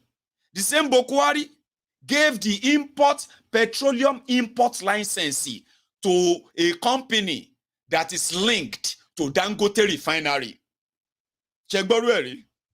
You remove subsidy, NNPC, and then they pay subsidy. We don't know who they pay the subsidy to. But when they are coming and rounding it up, they gave the license to import petrol into Nigeria, to Dangote consortium. So what happened to our refinery? Refinery, money, what happened? When are we going to be turning on the tap and we'll be pumping Dangote petrol? No, there is not going to be Dangote petrol anytime soon. You know why? Because they are lying to you. As you are watching this video, right? These guys no get job again. Trust me, they are no longer there. But they sent us this. From inside the completed Dangote refinery, that all of you are waiting, inshallah, to start pumping petrol, diesel in July. This go away and for Dangote refinery, then they walk. That place where they say work don't finish. See they see am. Na lie. Work never finish. Na lie. Work never finish. Na lie. Nigeria na scam. See am. Now. This go away and for Dangote refinery, then they walk. That place where they say work don't finish. See they see am. Na lie. Work never finish. Na lie. Work never finish. Na lie. Nigeria na scam. See am. Now. This go away. Adieu, brothers. God will give you another job, because I know, say, it's so easy. Once they get to Dangote refinery and they just show them that video and say, who be this? We just say, good morning, sir. How is the family? Yeah. I know, say, you have already sacked me. I know, say, I don't get job for you anymore. I just want to say, thank you, sir. And you just walk away. They haven't sacked you, you just walk away and say, oh, I don't get job again. Say, who is in this video? Is that you? Say, who is in this video? Is that you? And you're like that. Yeah? I say, it's me, sir. Who is the other person? Now my colleague. You take it, sir, it's all right. You don't need to say anything. Bye-bye. But they actually told you the truth. And those are Lagbafo, the laundrymen, they are already on social media explaining.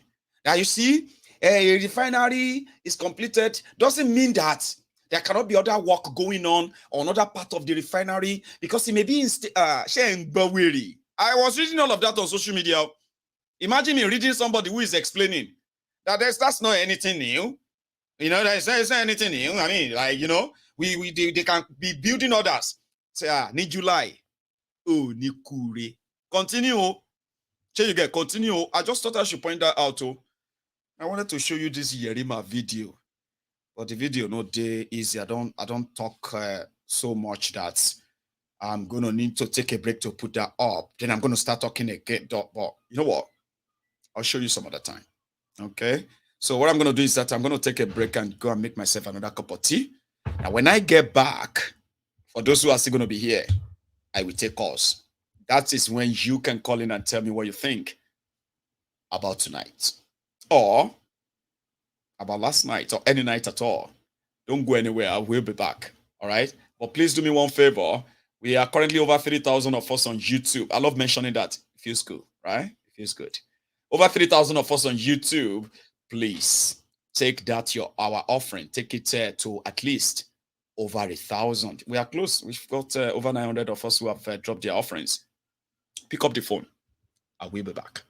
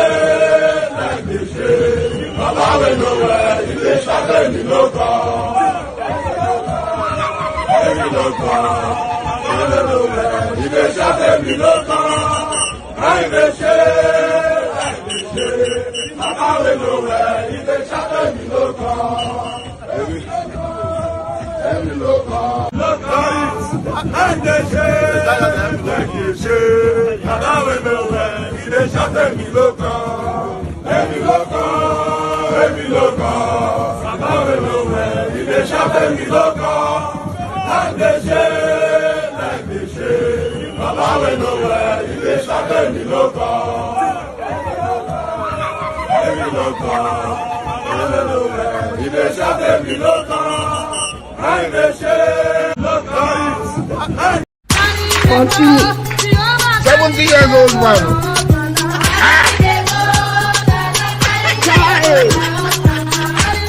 Is that you? Jesus is Lord.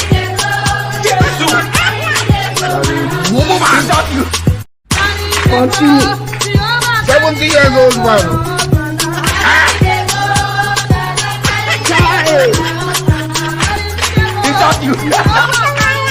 Jesus is Lord.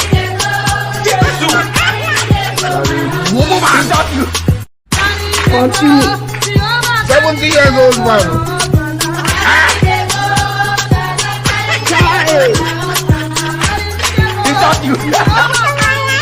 Jesus is Lord.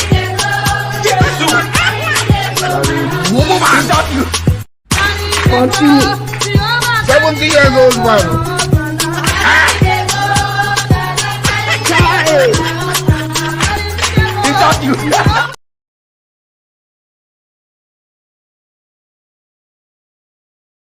I'm so sorry. That probably took longer. So yeah, I'm gonna take 1 or 2 calls tonight, and that could be yours if you dial that number. The number is on your screen. I have oh dear, just lost that. The caller there. Anyway, thank you very much to all of you who has kind of who have liked the broadcast, which is engaged with the broadcast, which I so much appreciate. Now, when it comes to the line, you should try the WhatsApp call, and the number is right there on your screen, like I said. All right, so give me a sec. I'm going to put something up before we continue. Bear with me. Let's start again. Okay, I am coming back to continue taking the course. Okay, please. And we are competing with armed robbers and the bandits to recruit from the youths who are unemployed. 33% unemployed.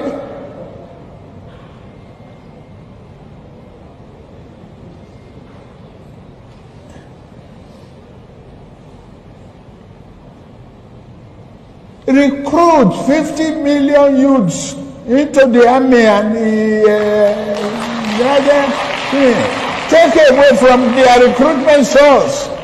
What they will eat? Cassava, àgbàdo, corn, and the morning, yam in the afternoon. It's growing here. You create demand and consumption.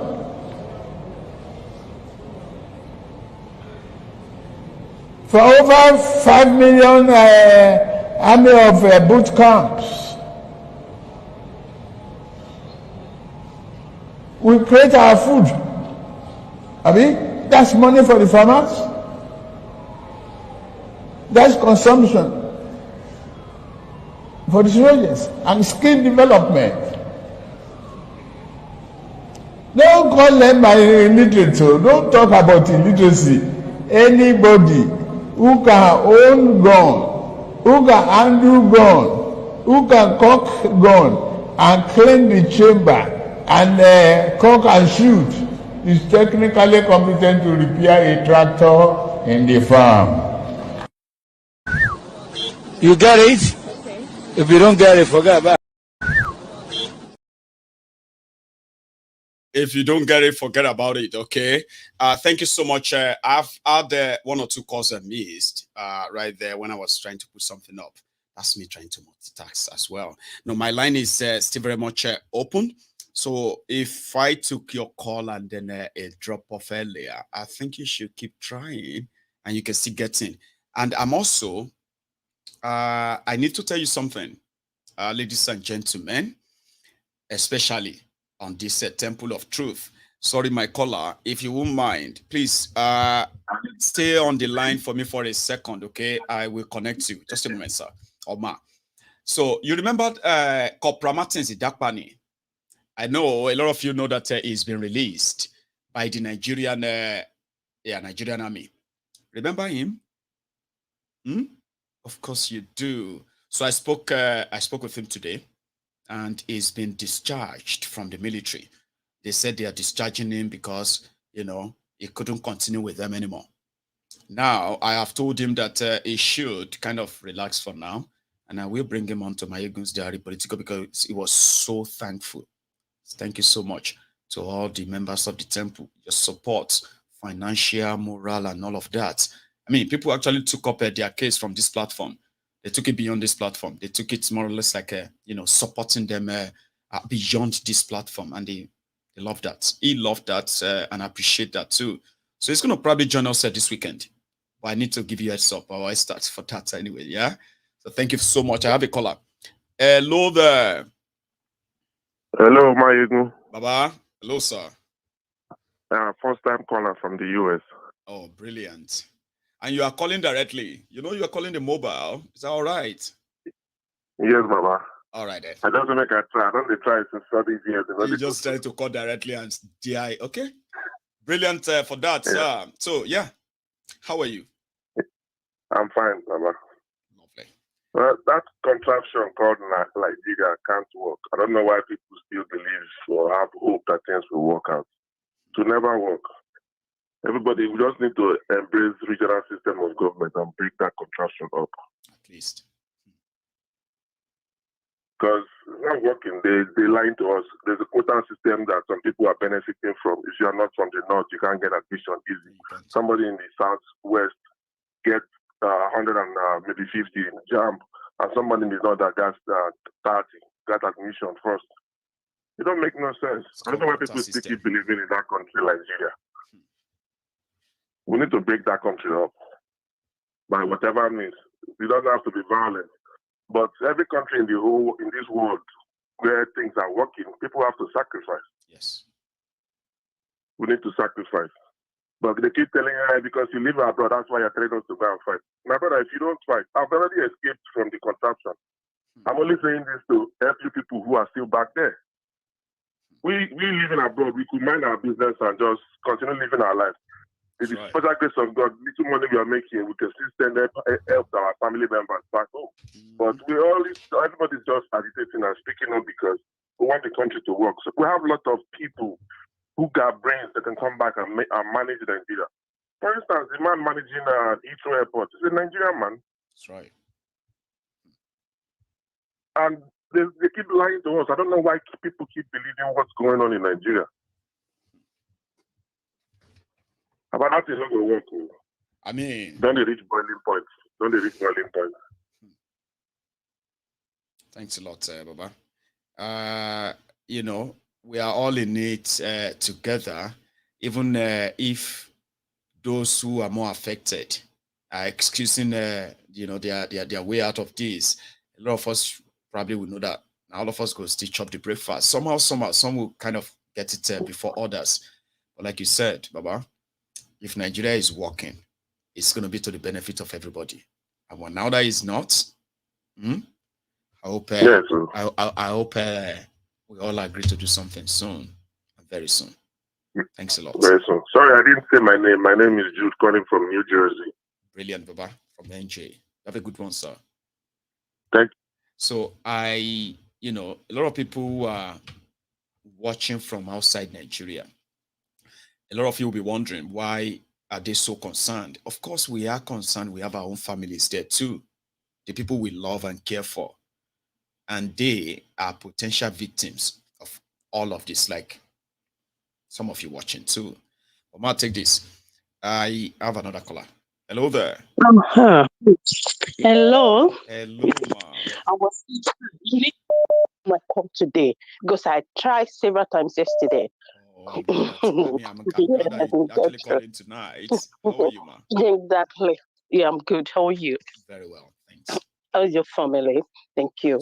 Thank you for everything. We won't stop saying thank you. Like what we were discussing yesterday, like all these things, I was like, there's something that is really upsetting. When you talk to some so-called elites back home, the one you assume they are educated, yeah. Supposedly, yes, I'm telling you, those people, they can amaze me because the way they talk, I now realize that these people, they are so selfish. It's only because of what they're going to get from the government. They don't care about others. They know that when they see the way the country is going, because they believe they're at the top, you understand? Whatever they want to get, they will get it. You know? So they don't really care about anybody. When you talk to them, the way they talk, it's like unconcerned. They don't. It's not like they don't bother. They're not concerned. They just like whatever. That the things, anything is good to be going this way. At least when you go to Kiniko in Nigeria, it's so easy to make money because when you go into to this, if you can sleep tonight without money. Tomorrow you can wake up and be a billionaire the next day. So they don't really have. I don't think if I say they don't have sense, if they you don't. Are poor, is your fault. So don't blame anybody. Exactly. So don't blame anybody. Look at us now. I was poor. I'm better. That is because I tried to work hard. So if you are poor, it's because you are lazy. Yeah, that's your business, and they don't even care. They don't. You know. So this thing is really, really. Nigeria, we should know this country is not working, and to me, it cannot work. Everything that is going on there, is like everything is just upside down. There's nothing like they're saying Tinubu. See everything. Tinubu is now like governing Nigeria like is here.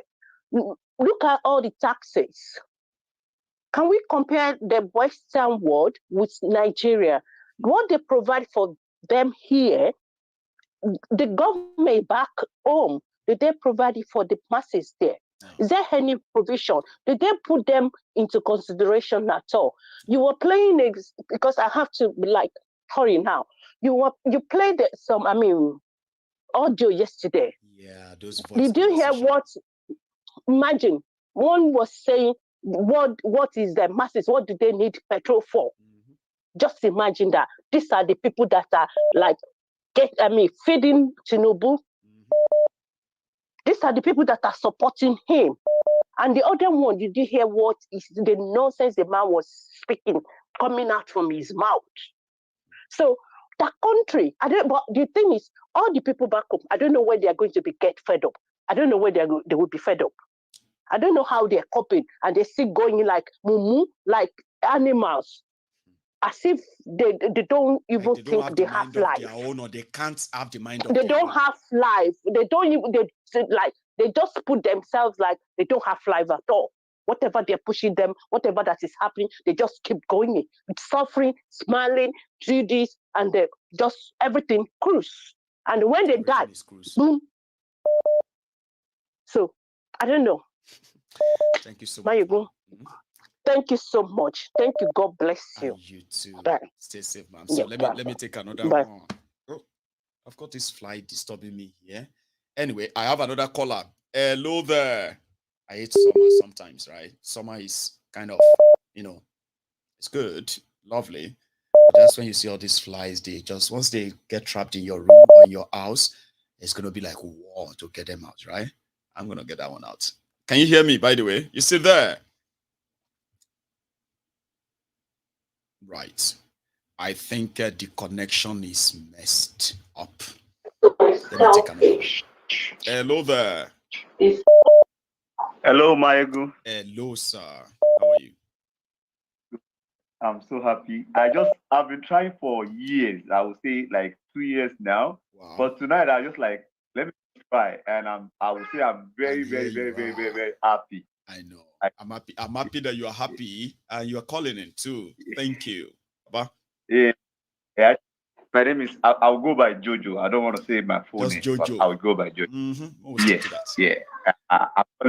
I'm calling from Lagos. And the truth is this, I'll just say that you are doing a wonderful job. And God will continue to bless you. Amen. And every Mayegu general, everybody on the platform, I pray God should continue to bless all of us.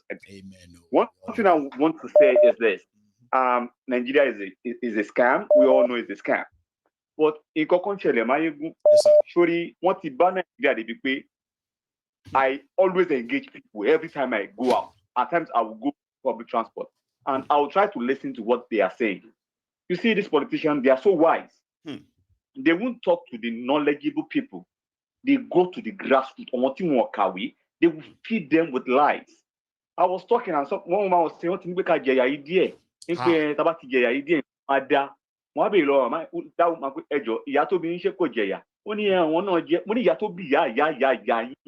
ṣé wọ́n gbádùn Nàìjíríà ó ní orí ìta ló ti máa dá mo ní kò ní dá lórí títí yín tó ṣe máa sọ tó ṣe and that is the truth but nobody I engage with so many people even to the pastors and I said something last week I said ṣẹfẹgbò tọrọ ṣe náà pastor àtọwọn yàfa that's the number one problem of Nigeria. I agree.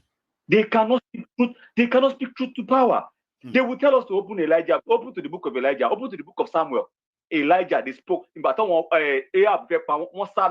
Why can't all these same pastors, why can't they say the truth? Can government to fair paying? You get my point. You and see if your own congregation will just look away. And you get my point. Sometimes I'll just think and kind of like shut on what people shut why Yahweh at the pastor at the GO. Wow. You get my point. And they won't tell their congregation the truth. I was telling, okay, Kani Baba on a Sunday to preach about bad governance. Keep state government. Abi Ogun state government. Go nipoki affect church yipa. Chomara church oni dide.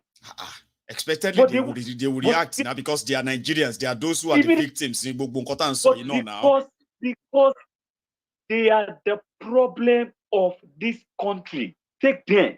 Politicians, they have one-on-one communication with them all the time. All the time, and they will never speak the truth. A pastor will have 4 private jets. Who the man fellow minister Nibu. So Nigeria, let me just don't take too much people's time. Because I've worked with them one-on-one. Jojo. And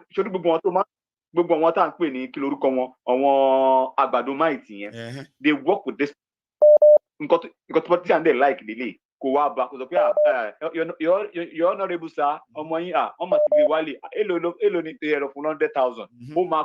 Politician like I swear, Baba, I experienced the same thing with my people in Ogun State. Share you get like people are so poor that Baba, the level of official and what they are giving to them. I'm like, oh my God.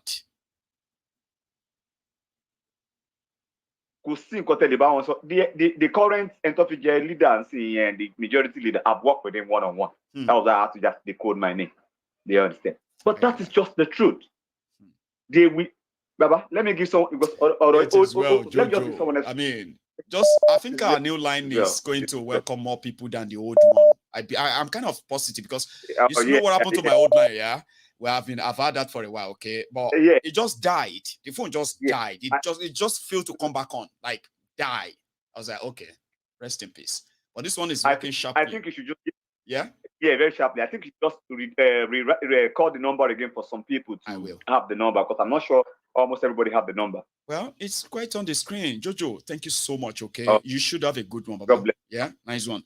So it's true. The number is on the screen. If you see this scrolling.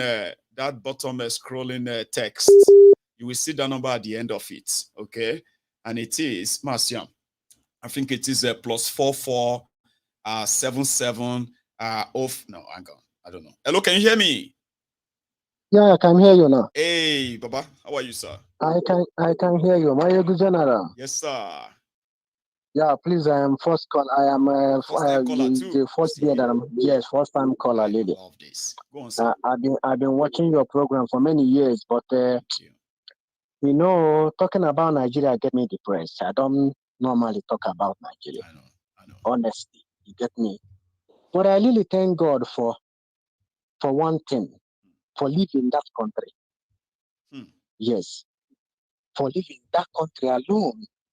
Is one thing I am thankful to God to, that I live. But let me tell you one thing, you know, when you stay too long with pigs, it won't be too long, you start to smell like one. Right. That's how it is. When you stay too long with pigs, it won't be too long, you start to smell like one. That's what happened in Nigeria. When you stay too long there, no matter who you are, no matter the church you go, no matter who you are, you start to follow up what is happening there. That is the fact. No wonder people said, people said those who try to go and change Nigeria, the system ended up changing them. Even worse than that is true. You know what I mean? So that's true. Wow. That is true. That is true. Let me just give you let me tell you one thing before I leave. Please. A friend of mine traveled home and he boarded the bus. Are you hearing me? I'm with you, sir. Yeah, he boarded the bus. No, this commuter, this Sienna or whatever, public transport. And on the way to where they are going, the tire punctured. And everybody got angry. And, they are asking the driver, where is the spare tire? And you just fix it and let's go. And do you know what happened? There was no spare tire. There was no spare tire. I'm not surprised. And the people, what? And the people start talking to the driver, where you don't have spare tire. Do you know some people in the bus start to defend the driver? They start to defend the driver. The driver doesn't have spare tire, and the people are talking to driver, and some people in the bus defending him. You know Nigeria. What do you want him to do? Is it his fault? You're going to kill him. He doesn't have spare tire. He doesn't have spare tire. So you're going to kill him. Jesus Christ! What is happening in this country? And luckily, these people, they saw Okada, and the Okada took them where they go and charter a bus and another bus and another. The funny thing there, when they were offloading their things in another bus they have chartered, those people that were supporting the driver want to join them. They say, no, you can't join me. Yes, you can't join me with this car. You have to wait for the driver to twist the tire before you go. I tell you, things are happening in that country. It's just God that will help us. Amen. Thank you so much. It's just God that will help us. I just want to just talk how I can, because talking much about this country, it makes me depressed. I don't really talk about it. It's one alternative to that is sharing. Okay. I mean, thinking about Nigeria is depressing. I agree.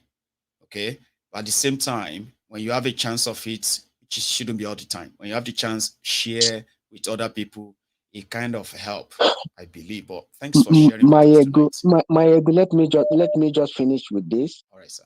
75% of people that left Nigeria, their plan is just to come back here and quicken up and go back. But when you look back, the country you left is getting worse and worse every day. Where do you even going to step your feet when you go there?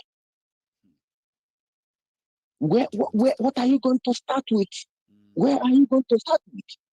The country that you so much love, and you just come out and say, God help me, let me just quicken up myself and set up some things and go back.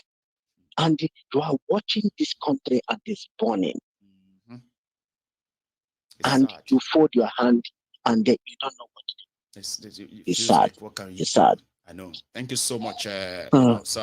Good night. Good night, everybody. My name is AGK. My name is AGK. God bless you. I'm calling from Sweden. God bless you, sir. Stay safe, okay? Yeah. Good night. Good night to you too. It's a pleasure hearing from him. I love that. AGK from Sweden. But I kind of just had a caller now. I don't know if are you there? Hello. Yeah. Mr. Maegu. Yes, sir. Brilliant. Good evening, Baba. I've lost you. How are you, sir? No, I'm here. Baba, it's like say you need to write prophecy, as those Jews they do. Every crossover. Yeah, but I mean, it's gonna be like a guesswork. We do better than that, don't we, Baba? Like we are able to make it so easy that a lot of people, ordinary people, can put together what is going on in Nigeria and predict what's going to happen. and it will be so close, so near. All the I get your prophecy. I get your dream. All the prophecy don't come to pass. You know what those people in Nigeria they do now? You say some of them when the election they around, we they tell them, call no go fit do anything. This is another Escobar. Obama tell and social media.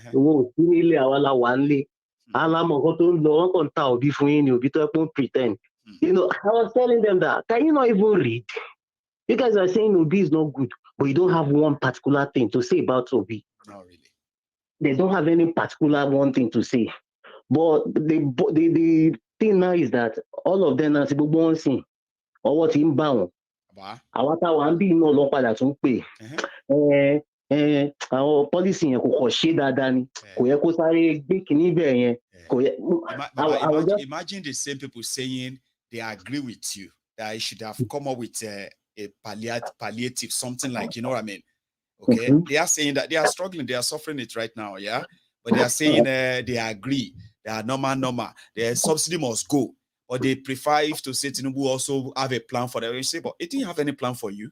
They find it so difficult to believe that they have no plan for them. So they still open that no, there must be something. Did you hear that guy yesterday saying that people go to people's houses to beg for food, and that's palliative from government? Did you hear that? Imagine. Yeah, I hear that now. Imagine they are saying that. The bottom line now is that they don't have where to turn to now. We that we are here that they say they are telling to shut up with sinile o mokoton law. Paper lenka. It is we now that they are not trying to persuade and petrol yanking. All the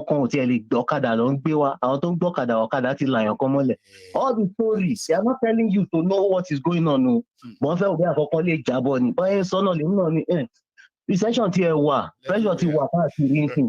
so because they are trying to persuade us, you know, to make attitude to opinion at the when prophecy you know, it's just see, Baba, Mo do it this way, right? You did deceive me, Rabbi. I can't dare angry. I say, why are you deceiving me? You say, it's okay, my ego. I won't deceive you again. Now let's do it again. You deceive me again. And I say, Baba, see what you do me again now. But I thought you said you could treat me well. My ego, don't worry. It's just that, you know, there's too many things. Let's do it again. Then I allow you to do it to me again, right?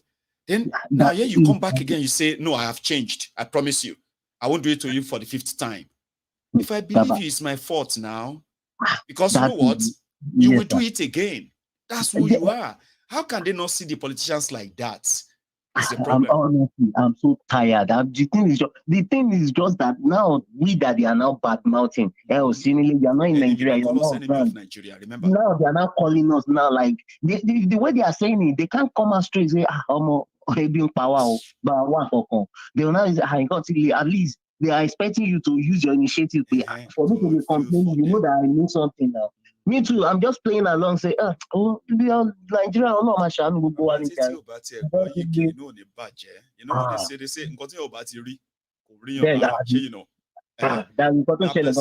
message, go they catch feelings. Because a lot of us, we are a bit soft. No, we are humans. So as we are saying all of this is sometimes you be like, not there. But anyway, I got 20,000. You know that kind of thing. You know, you said something that time. Say now we go still can't rescue them. Say if we can't determine, say make everybody then go get sense. Now waiting to do with this. I want to buy bit to get I'm a full of what do I get sended? I'm best to back. Damn, I don't know. Over the after 4 years. Because I'm so for see. And then you now be listening to my own. Then maybe that time, honestly, let us not take too much people time, Jerry. Thank you, Baba. God bless you. You are a start right for we in Biafra. Because if I reach conscience, you know what me I like, Baba. You know what me I like. Be say, number one, I know say not be everybody go agree with what I'm, you know, some people may agree with what I'm saying, but they won't like the way I'm saying it. Sure, you get. Baba, then they agree now. They don't think just come conscience now. You know, say they say conscience now open wound. Now truth be healer. Even if you're lying to everybody, say you do okay, and you know they okay, And somebody is telling you that it go show for body, you know, go do okay soon. But when time come, you know, go feel hide them now. That's what is happening to them now. Babanda, they know they hide down. All of them don't they talk to me. My there song by okay, people is song by no for life, we can enjoy and you understand that your logic now. You know, that one not the conscience again. This one I want to turn it. But boy, man, so turn but boy, man, come across in Bamini or like, I mean, or the real. Can only tone it down back on like, oh, tone it down.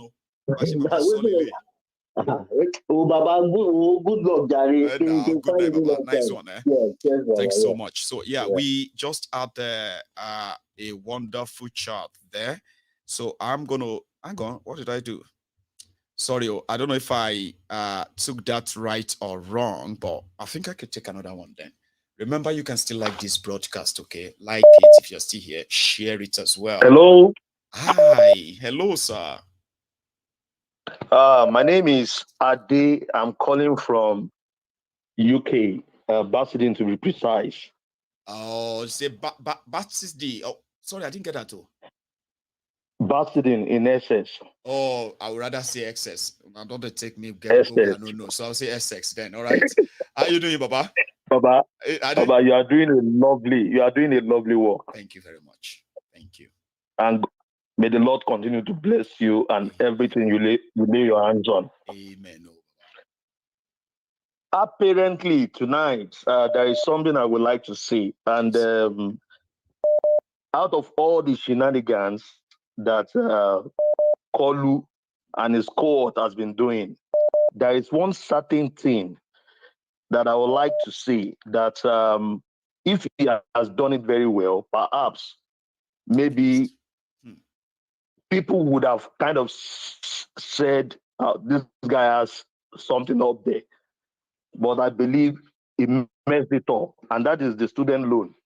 Nigeria cannot give. Hello? I do with you. Okay, Nigeria cannot afford to give student loan at the moment. I studied abroad. I studied in one of the Scandinavian countries. I was given access to student loan, and I was also given access to student grants. I would have loved it if the government, because this government doesn't know what they are doing, if they give access to student grants instead of student loan. For example, every Nigerian, whether College of Education, Polytechnic, University, technical colleges, so far it is an higher institution of learning. If the government can afford to pay them 20K every month, each student, and the moment you graduate, you are not entitled to that money again. You can imagine 20K times 12, that is 240. That's right. For every student in our institution. They don't need loan. We cannot afford loan. The moment they graduate, you know, they don't have access to that loan. I mean, that's a grant again. You can imagine. I mean, I was thinking maybe these people are going to do something credible this time around. But when an illegitimate hand touches something that is gold, that substance will become illegitimate as well. Contaminated, especially when they have some hidden motive behind it. But more break it down for people listening to us. Okay, a student loan that will have a student, education bank, right? This education bank is going to be funded with 1% of money made from oil. All right.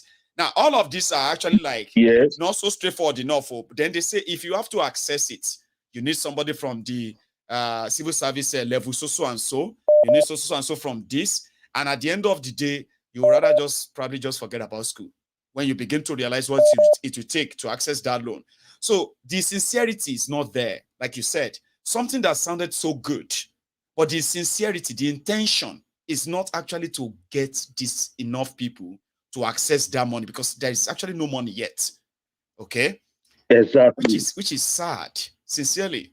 A good project that could touch lives, a good idea that could touch and change lives is being messed up on the altar of insincerity. Exactly. Because because every other thing he has been doing is just charade. I mean, mirage. Like, for example, sacking, EFCC chairman, putting a female in DFCC's net. That one doesn't concern us. All the other things he did, everything he has not done anything tangible. And that is why I can never support a man like that. I can never support a man like that. One thing I think he would have done right was that student grant. You can't give student loan because how are they going to pay back? For me as a Nigerian, I study abroad. I even study free of charge. I study in Finland free of charge. You can imagine. I study free of charge. You're not from Finland, though, right? But the system is clear. All you needed was to show that you are a student and you can apply, and that's it. Exactly. All the way from Nigeria. As I'm talking to you, I can study till PhD level free of charge. See? And because I have the Finnish nationality. They said education is not a luxury, it's not cheap. So everybody should find a way to fund it if you really want to be educated. There are those who funded their own education. They are walking about right now looking for a job that's not there. Exactly. That was one thing that this man would have done very well. Even if he has done only that one, people might be looking at it that he got this right, but he messed it up. Sad. The only chance he had, he messed it up. So, but that was the only thing I would have loved to see. It's an illegitimate person. I mean, and all the people surrounding him, this is the time for them to move on. And so that the right set of persons can come in. And God willing, I believe, God willing, the mandate stolen will be retrieved back by God's grace. Thank you so much, Baba. I will say amen to that because I know what that simply means. It may avert this shege. Because it sounds funny when we say shege. These things actually have their victims. Women, children, young, old, all of them who are actually victims of all of this. So it's not just shege. There are actually lives involved. Thank you so much, Baba. I'll take another one. Okay. So much appreciated. And yeah, if you are still watching me and you're still with me tonight, you should please like the broadcast, okay? I have a caller. Hello there. Yeah. How are you, sir? I am very well, sir. How are you? I'm Ade, and I'm calling from the US. Oh, you are another Ade. I think princes are interested tonight and they're getting through. So here is another prince. Ade, did you say? I was even shocked when you pick up the phone and the president said Ade. I'm like, well, that's not me now. What's going on? That's not you, and your own phone is not talking. I know. It's good to hear from you, sir. How are you? I like your broadcast, and I just want to encourage you. Thank you. When they started Yoruba Nation, that was what I thought you were doing all this while. I'm like, these Yoruba people. Before I go ahead, I was born and bred in the northern part of Nigeria. Bless you. Even though my parents are Ijebu. So you could see the difference. You could see my background of not wanting a breakup in Nigeria. I do. But before the election, I'm like, let me just listen to this my guy self. Then I'm like, I've missed a lot. I have missed a lot. The way you break things down, the way you say something that will happen tomorrow. All the things you say yesterday is happening. I'm like, wow, this guy. What is he saying? So ever since then, I've been listening every day. I'm watching you live now. I know. You can see me shaking my head and smiling as you are doing that. Thank you, sir. But the whole Tinubu had nothing to offer Nigeria. Tell them.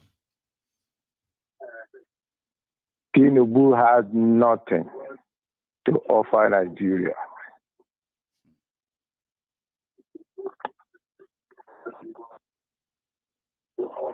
Let's look at it this way. Look at the way it starts.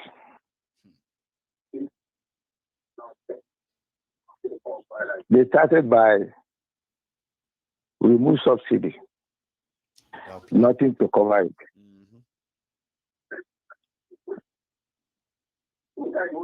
After that, they came with VAT. Look at the way you break VAT down yesterday.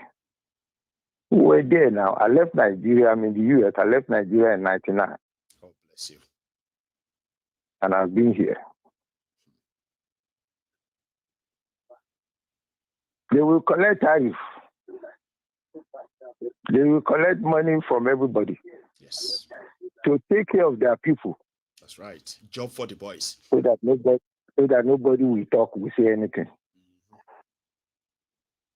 Like you said earlier, it's only God and death that can remove that man. If the court fail, sir, it's not even like it's not even a deal. It's not even something like a brag. Okay, if you know Tinubu very well, if court no remove him, now only death will stop him from spending 8 years. Because he knows how to grip. He knows how to grip and hold on to everything. But I'm looking at the way. I'm 110%, 150% obedient. You know how many family members, how many friends that don't talk to me, even in the US here, that you are, because I'm obedient. Because they are so, I'm like, what is wrong with you people? I'm not saying Obi is going to be. Obi is going to be like it's going to be this magic he's going to be a Messiah, but he's never going to be like this. I agree. A Messiah, a magician. But would you, for God's sake, look at all the people that have led Nigeria?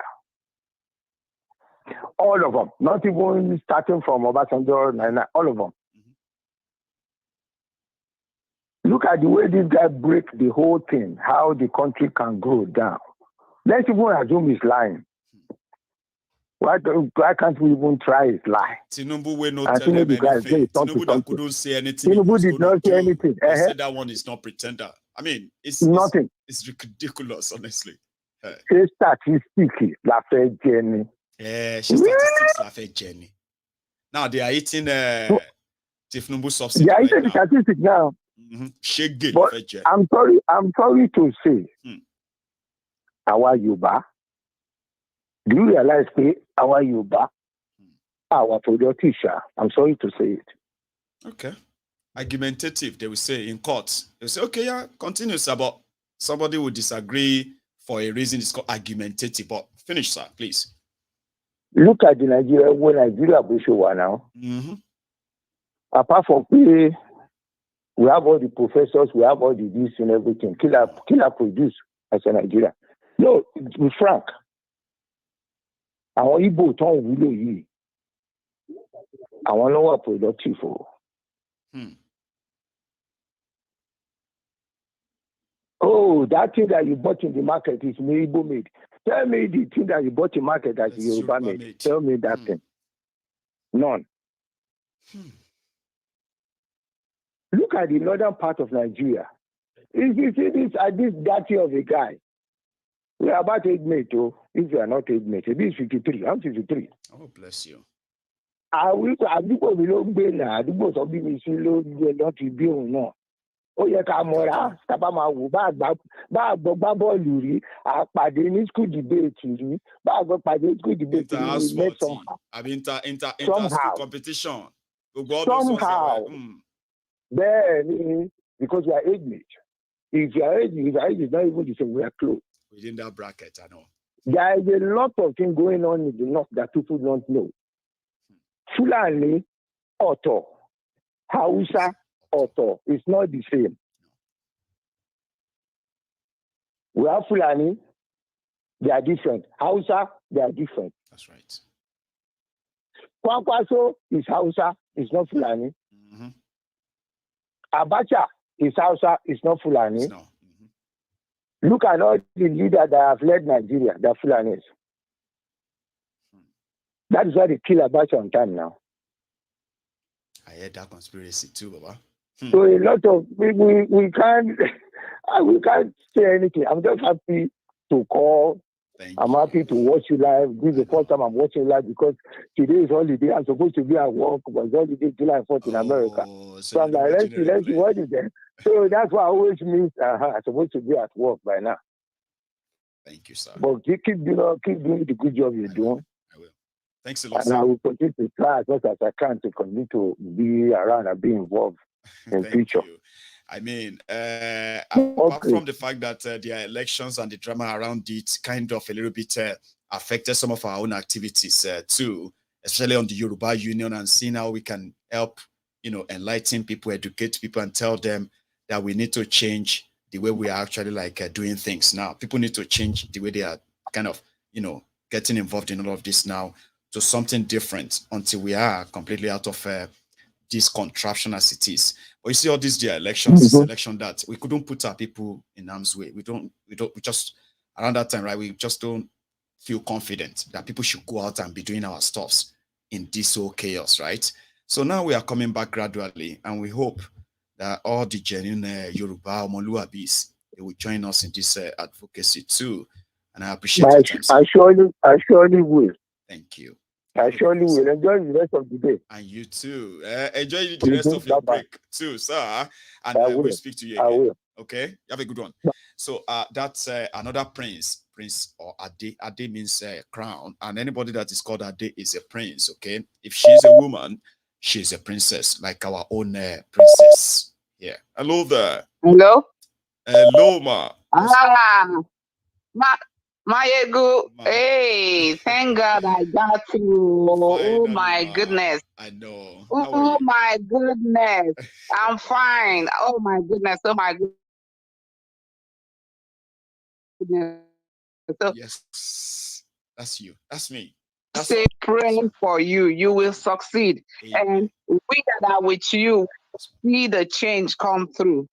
I'm Marian from Cincinnati, Ohio, US. Oh, bless you, ma'am. But I tried to. Marian. Yes, ma'am, please.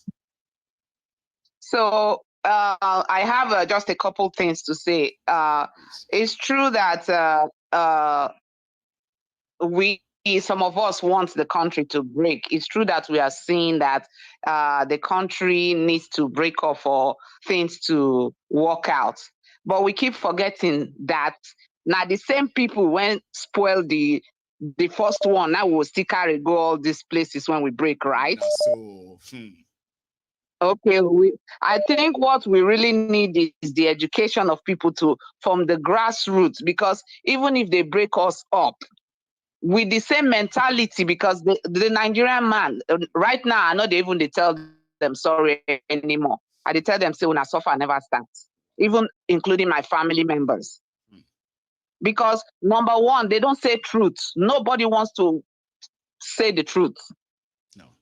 In every aspect, the person when we say they punish them, like you always say, those are the people they fight for. So let them continue in their suffer. But we are also bearing the brunt. Because no matter what, you cannot close your eye. You are sending money, whether you like it or not. Absolutely, ma'am. So at the end of the day, number one, we pray that this court case comes through and Obi makes it by God's grace, if it's the will of God.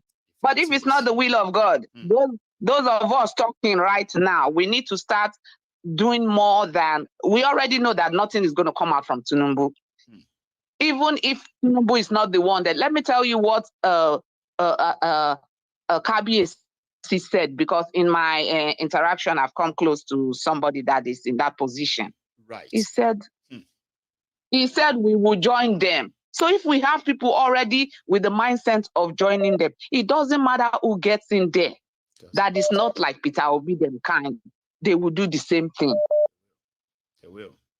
So the bottom line is we need to start from the grassroots, trying to, whatever we want is what we will be telling people. That's right. If you don't change, now you are the one that will suffer it.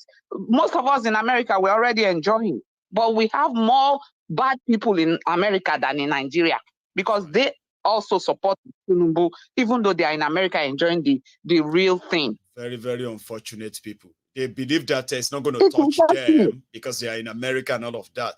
We are all at risk of bad governance. We have our loved ones back in Nigeria. I mean, who would be happy when something that we read about all the time happened to people we love too? Would you feel the same again? Exactly. I don't know what they are thinking now, honestly.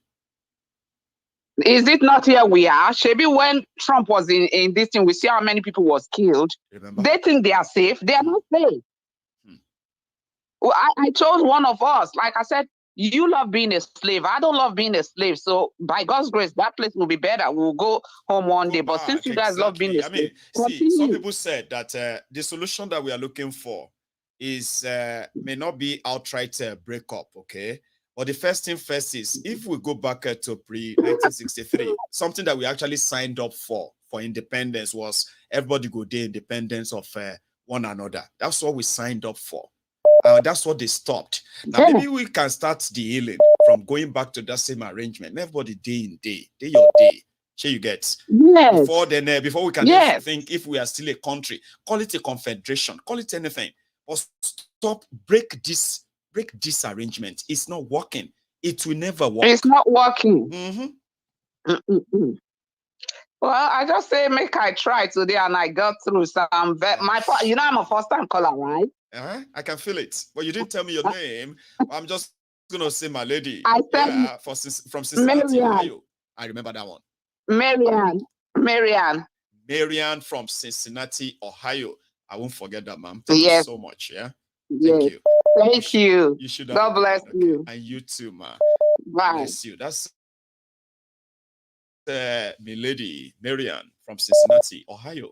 Ohio is where I have Oluwo is one top member of the Yoruba Union, and I hope I will see that place one day soon. Hello there. Hello, Mayegu. Hello, sir. How are you? Good evening, my brother. Good evening to you too. Thank you so much. Thank you. I'm actually calling from UK. You've been doing a wonderful job. Thank you, sir. Thank you. Yeah. Everything you're doing, God is going to strengthen you more. Amen. That our country, we all came out to look for greener pasture and go back. That's right. But the way the people that are ruling it now, they are all thieves. Because all they are looking for is how to keep for their grandchildren and unborn ones. But you see, with this 23 election, we all believe, and God's willing, the judiciary will not have anything to do with the sufficient evidence we've got there. I say amen to that. And God, amen, and God will see us through. Amen. Because with sufficient evidence in court, their hands are tied. And the one that sees in secret will see all Nigerians crying because there is a lot that is going on there. You are doing a good job. Thank you so much. Enlightening people to hear. Thank you so much. I've been watching you, but today I decided to call your number. Thank you so much. Thank you too. Every time people call in to encourage and all that, you all give me reason why to always come back here every evening. And people say, how do you do this? People appreciate this. And if they put up all their time, that's enough for me to say, I'm going to come here every night. Thank you. Yeah.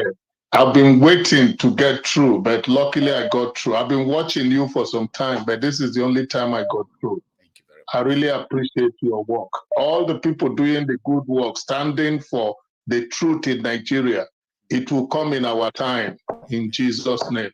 Witness it all. Thank you, my brother. You have a good one. Stay safe, sir. My regards. I have on the line. So thank you so much, every one of you who has dropped your offering. And I just got this 2324 with your super chat as well. Thank you. My people can be very generous anyway. So I have a caller. Hello, Baba. Yeah, Babo. Baba. Hello. Well, now your guy now. Now your guy now, my good. Chukwuemeka from Montreal. Bless you, Montreal. Chukwuemeka again. Sorry, I didn't look at that number. I've quite detect that earlier. All right. How you doing, Baba? I did. Now you see how you're not becoming a regular now. Eh? My God, do. Now Nice one, So you're back I tonight. was driving. I was driving fast, to make sure I can get home in time to call. So see? I'm glad I got in. Michael, I got confession though. Yeah, now go for it. Say back in the day, when I first came across your program, incidentally, you said something that was what I implied as against Nnamdi Kanu. Oh. That invested me that day. Really? I was like, who be this one? See, I don't see you don't vex for me before we say, I didn't get what you meant. It's just who I am. You know what I mean? I hope I managed to make it up to you enough that you stay. Oh, of course. It was really before the elections. I began to see you were making a whole lot of sense. I was like, no, this guy na material I beg. So I share your program, they give my family, made it they know how far. Because there's really a lot. Like I think it was 2 weeks back, I went and reviewed some of your videos in the diary. Like there was one about Murtala Mohammed, whether he's a hero or a villain. But that one touched me. It just shows that, the way Nigeria, they just hide history. Or at least they tweak history. So that we don't know. People that they call hero in Nigeria, they are actually like past criminals who got away with their crimes. Sure, you get. Exactly. Now, that was when I developed the context of the idea that Nigeria only reward criminals. Go and check the history. A lot of them committed so much crime against Nigeria and Nigerians. But guess what? They end up being that, unfortunately. But yeah, I'm glad you could take a trip back. This was years back, by the way. So now they enlighten people. Now people I know around, they tell them how they be, so that we don't keep having, that wrong impression of, these criminals. That kind of a thing. But this our election petition matter. You decide honestly, as the in the flow. About this, they come close. Very soon, tribunal go give their own judgments. So everybody go say, "Mo go Supreme Court." We believe the Supreme Court go do better. Say, okay, let's go there again. It's all coming to a close. But if any of them fail to remove Tinubu, Baba, I swear, I no swear, but trust me, now only death will remove him. If he die, that's why he won't go for any second time or any thought, whatever it is. Because I mean, who no Tinubu, Baba? Why people can't pretend to know? It's unfortunate, Baba. This is somebody who's supposed just go relax. He's supposed just go relax. Leave this matter entirely. Go and rest for God's sake. This is an old, fragile man, for goodness sake. He don't get the ability to run a country of this magnitude that is so diverse. Baba no one hear word. He's just pushing himself. And you see, what I feel is maybe it's not just only him that is the problem. I think it's his handlers, his supporters, his Inec people. And then they say, Baba, they go front, no problem. Just they go. And then he keeps going. At the end of the day, just the same way Buhari now is the slaughter ram. At the end of the day, he's going to fall into that same trap. It's just a matter of time. He's going to be, man, Michael, I'm tired of the country. Thank you. I'm really tired. Thank you so much, Baba. Again, I hope I'm going to hear from you again tomorrow. Send me well to our people in Montreal. By the grace of God, I will call you for sure, Baba. Thanks, sir. Nice one, Thanks. And have a good one. Right, we are coming so close, okay? I'm going to call it a night soon, but I have a caller, right? Hello there. Uncle, no, Baba Maya. Hey, Mommy, how are you? I'm very well, my good evening. I'm very well too. Anyway, so how you doing? I'm okay. Trust the family is good. Of course, they are good. Well, I can't complain, I have to say. Is that Chichi, by the way? Is that you? Yes, it's Chichi. It's Chichi. I like that. Yeah. Anyway, yeah, now, fine. We are here. I actually called to concur to what you already said earlier. Please. And I'm not a bad news carrier. I'm just a honest observer. Not the prophet of doom, but you are the prophet of truth. Anybody will hear up, exactly. They will have to deal with the truth. Please go ahead, but please. Nothing much really for me to say than to also give and let Nigerians know that they shouldn't be expecting too much from their so-called cultural, you know. They shouldn't expect too much.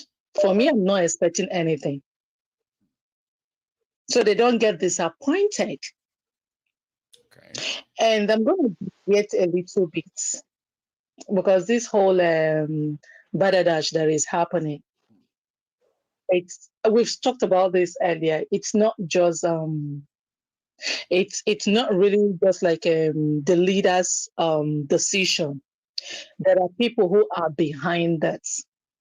And at the moment, I'm saying this for every Nigerians to get themselves ready. Right. Heart attacks are really ahead of Nigeria. Not just Nigeria, it's a global stuff. But that of Nigeria might really take a turn on the neck. So this is where me coming in to say, buckle up and get ready. If you're expecting that anything is going to be easy or palatable or better than what it is today, sorry, my fellow countrymen. Sorry, it's not going to get any. You know, go that easy. Chichi, you know what somebody told me? This one is not me professing, okay? But somebody told me that by the time they get to June 2024, when the real effect of what these guys are going to do to Nigerians are already so obvious, okay? That by December 2024, and that is if it takes that long ago, the level of kind of uprising that will happen in Nigeria, Africa will attest that they've never seen anything like it before. My good June 2024 is too far. Like before the end of this year, when the whole thing don't take shape, when the bedu don't enter body very well, you begin to feel it. That's what I'm saying. Next year is too far. It's too far. It's too far. Because I don't know how many of them know the next lockdown is coming by 2025. So that one aside, for now, all that is happening, it's not just your leader. The hand that is holding your leaders are the one who has given them the scripts that they are carrying out. If only Nigerians have woken up. But anyway, my people say that simply means when once wake up, that is the person's morning. That is your morning. So this is Nigerian morning. Unfortunately, this morning is at a very late hour. If really it is morning, okay, it's at a late hour. But not still withstanding, my only it's not like we who are not in Nigeria, it's palatable for us. It isn't. I would have loved a situation whereby I'm in my own African continent, if not necessarily Nigeria, any other African continent. All of us there for the same aboki shit. But that tight skin, that tough skin where God don't already give us, make I calm down. That tight skin where God don't already give us, make we wear another jacket, join her. Carry carry zoom or rock, get for chest as in, now. Tighten up, wait for waiting day. So that wherever situation that comes our way, we can stumble and manage. Saying overcome is we cannot overcome, but say stable and managedly walk through it. Because this is what they do now, bobo and rehearse, and then we see they do the men situation before the end of this year. They do to get ready. We are not even out before the yet. end of this year. Before the end of this year, we go see. I go down. They see back. Man, I go tough. See back. Anyway, I hope one thing that people kind of fear most. We say, if the trajectory continue like this, it's not hard. See, Chichi, people need to understand something, right? That some of us who are talking about these things, nobody say they wish Nigeria evil. Now, the evil that they do you, we are trying to make you understand in the first place. Sure, But these guys, if they continue in this trajectory of waiting they won't do, don't make the decision. We have made the decision. If you don't like it, just go to hell. What are you going to do about it? If they continue like that, I agree with you. 2024 may be too long ago. Your team may just go up in smoke before. That's why I said they should get another scheme, add to the one way God already give us. If he produce a producer, go germinate from anywhere, we go double as in quote another scheme, join the one way God don't give us. Manufacture and give us, make we wear, join. So that we go tight. Anyway. We go tight. Then carry Zoom or rock or carry for chest. Make we get up. Carry and the water. Thank you so much, Chichi. I'll take another one. The person where God don't bless, just carry on. Blessings to you. Thanks and so much for all the support as well. And the prayers too, by the way, because I can read them out. Thank you, Chichi. Now, this is where we're going to draw the curtains. I know I should probably continue. I have other people who are still trying to get in, okay? But I'm not going to lie. Initially, I thought I was going to stop the moment we got to 2 hours, okay? But I promise you, I will make it up to you. So every one of you who really want to stick on in, okay? Thank you for tonight. All of you, the members of the temple, are far and near, okay? What really gets this interesting is your engagement, all right? And before you leave, please still like that broadcast, subscribe to my channel, watch some of my oldies, and then you will know this guy, no different from what it's always been. Truth, sincerity, and honesty. Analysis that kind of gets you so connected to the story. I do it very well. And people say I do it well too.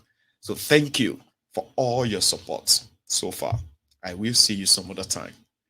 Until then, please don't stop watching.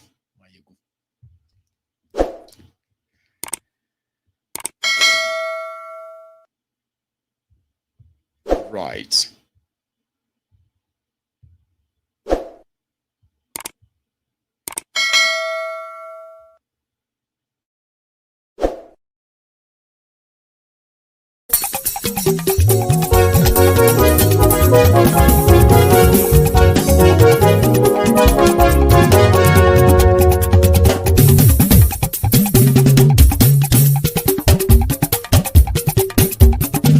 Mayegun làwa mọ̀ làmọ̀ tó dòdòdò.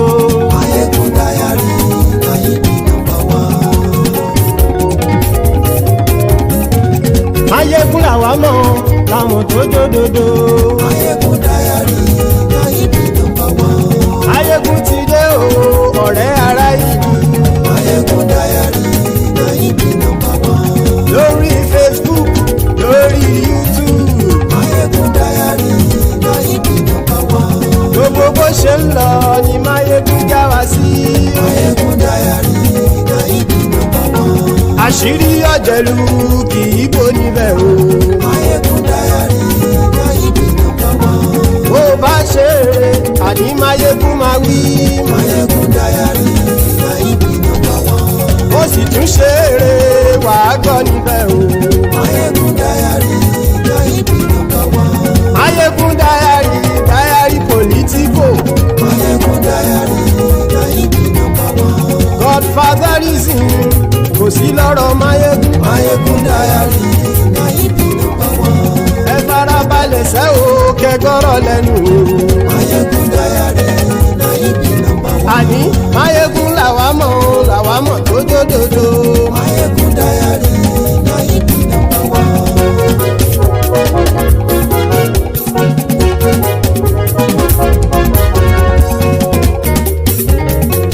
Àní ẹ̀sùn ràkì. Mayegun ti dé. Mayegun ti dé. Ọ̀jẹ̀lú ẹ̀sùn ràkì. Mayegun ti dé. Àní ẹ̀sùn ràkì. Mayegun ti dé. Lórí Facebook. Mayegun ti dé. Àní ẹ̀sùn ràkì. Mayegun ti dé. Lórí YouTube. Mayegun ti dé. Àní ẹ̀sùn ràkì. Mayegun ti dé. Bọ́ bàbá gbé wúrẹ́. Mayegun máa wí. Àní ẹ̀sùn ràkì. Mayegun ti dé. Ijó ìgbádìyẹ. Mayegun máa wí. Àní ẹ̀sùn ràkì. Mayegun ti dé. Bí pẹ̀sìdó bá rúfin o. Mayegun máa wí. Àní ẹ̀sùn ràkì. Mayegun ti dé. Bí gómìnà kówó jẹ. Mayegun máa wí. Àní ẹ̀sùn ràkì. Mayegun ti dé. Ọlọ́pàá ti ń darí bá. Mayegun máa wí. Àní ẹ̀sùn ràkì. Mayegun ti dé. aṣòfin tí ń rúfin o. Máyégún máa wí. àní ẹ̀sùn ràjò. Máyégún ti dé. òpùrọ́ olóṣèlú. Máyégún máa wí. àní ẹ̀sùn ràjò. Máyégún ti dé. ọ̀jẹ̀lú ẹ̀sùn ràkì. Máyégún ti dé. àní ẹ̀sùn ràkì. Máyégún ti dé.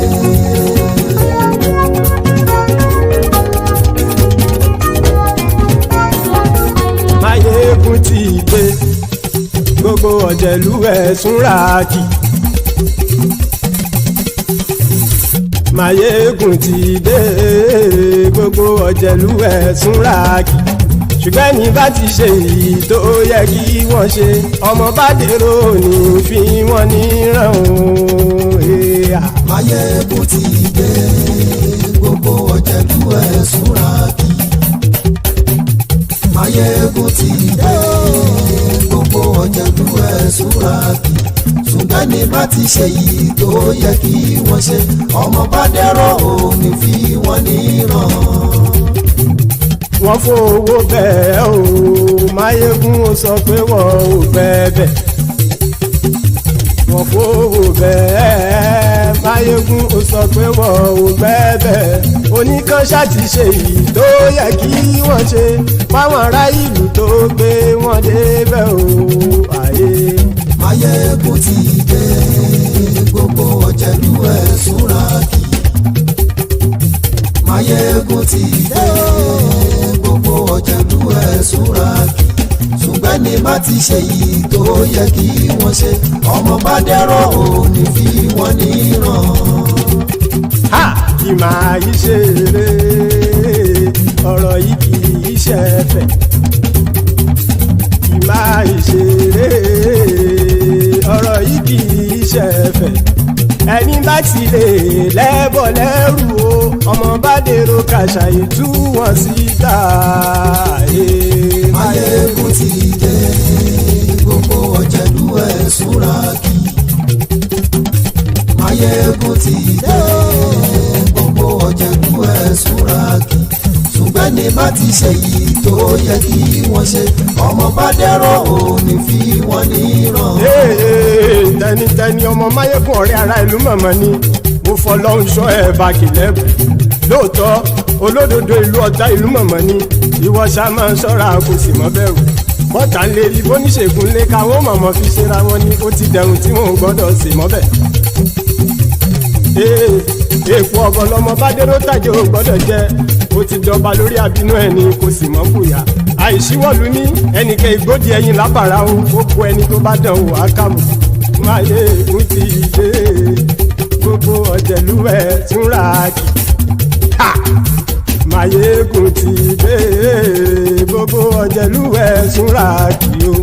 ẹni bá ti ṣe yìí tó yẹ kí wọ́n ṣe ọmọ bá dèrò òní fi wọ́n níran o. Máyégún ti dé. gbogbo ọ̀jẹ̀lú ẹ̀sùn ràkì. Máyégún ti dé. gbogbo ọ̀jẹ̀lú ẹ̀sùn ràkì.